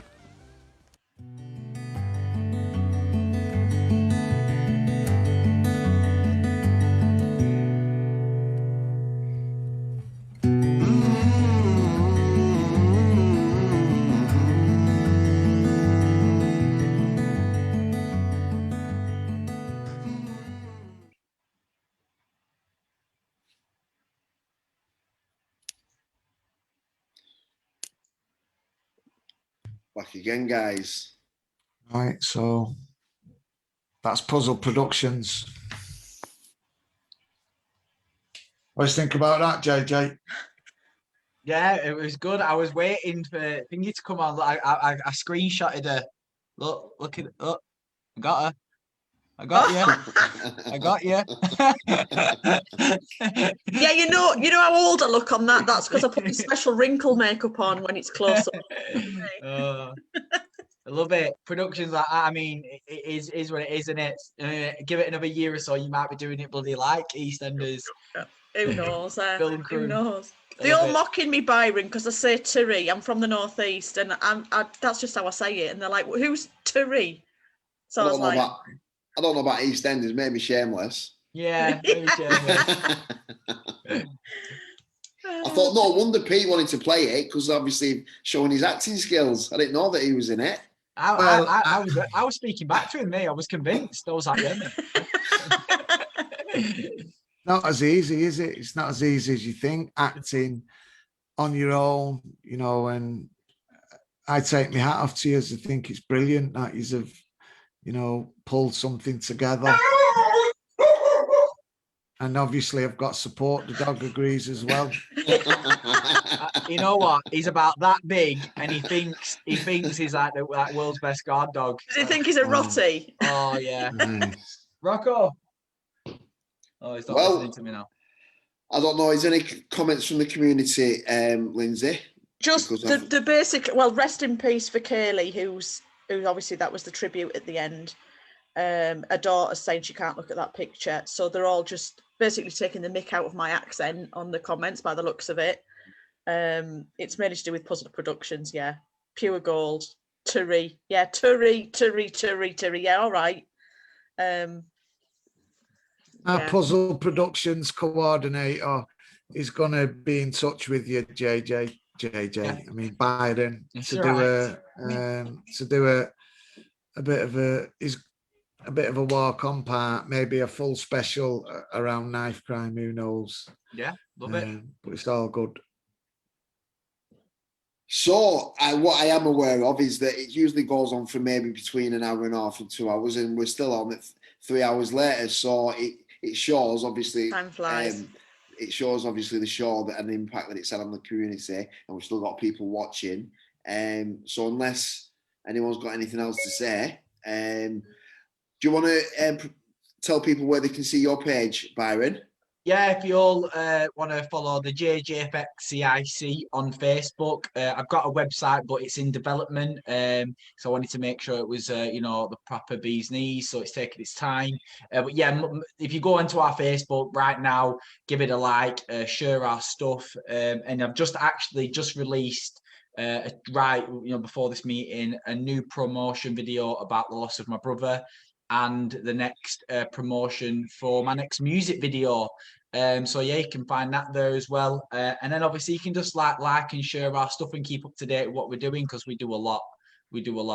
And yeah, that's it really. If you need me, contact me via that. And and Glenn and the rest of the team, I'm pretty sure we're going to work together very soon again. Definitely. So everyone who comes on here and tells their story, we give them a bronze speaker boot camp award, but we're going to give you a silver one. So it's fearless speaker. Thank you, mate. You get your own little badge. I don't know, Glenn, because we have them right up to platinum. I think JJ is definitely, he's not a bronze or silver, is he? No, definitely not. Is I Definitely don't know, not. is he Have gold? you got a diamond one for me? I like the sound of gold. Right, gold. There's a gold speaker boot camp, fearless speaker badge. You know I what? must say, That's the highlight of my day. That I'm feeling it here because it took me nearly 2 years to get one of them. So I'm in feelings here. Can I at least say? At least we're on the same page, Glenn. Where's mine? I haven't even had a cardboard one off a tree. Lindsay, say Terry. You need to speak to 100,000 school children to get a goal. Bloody gold. Brilliant. Jealous. So is that us then now? Yeah. Sorted. Brilliant. That's us. And answer to your question, yeah, I'm sure obviously we'll do lots together, Byron, because I'm going to try and make it happen. So love it. So yeah. Thanks for everyone for tuning in. Obviously, thanks to our team and the comments, because I know, like I said before, I know there's us on here, but there's a lot more in the background that are working in the background, and it doesn't just take a couple of hours to get these up and running. It takes these planning for like weeks and weeks. Me and Byron and the team have been meeting for weeks to get this up and running. So what I will say is, it's still out there for people to watch, so it's not just live. They can go back to it on Red Rose Recovery's Facebook page and the Lancashire User Forum's page. And I would say like and share it and get this message out and Byron's message out to as many people, because potentially it could be saving someone's life. Brilliant. Absolutely. Chris has said definitely a gold speaker boot camp. Thank you, Chris. Yeah, but he's also saying tonight has hit so many different emotions, tears, laughter, and there's a serious note as well. So I think the work what you're doing, touching so many youngsters' lives. I would just say, have you been connected with our local charity called We Are With You, who work with the family, children, Adaction, Young Adaction? Young Adaction.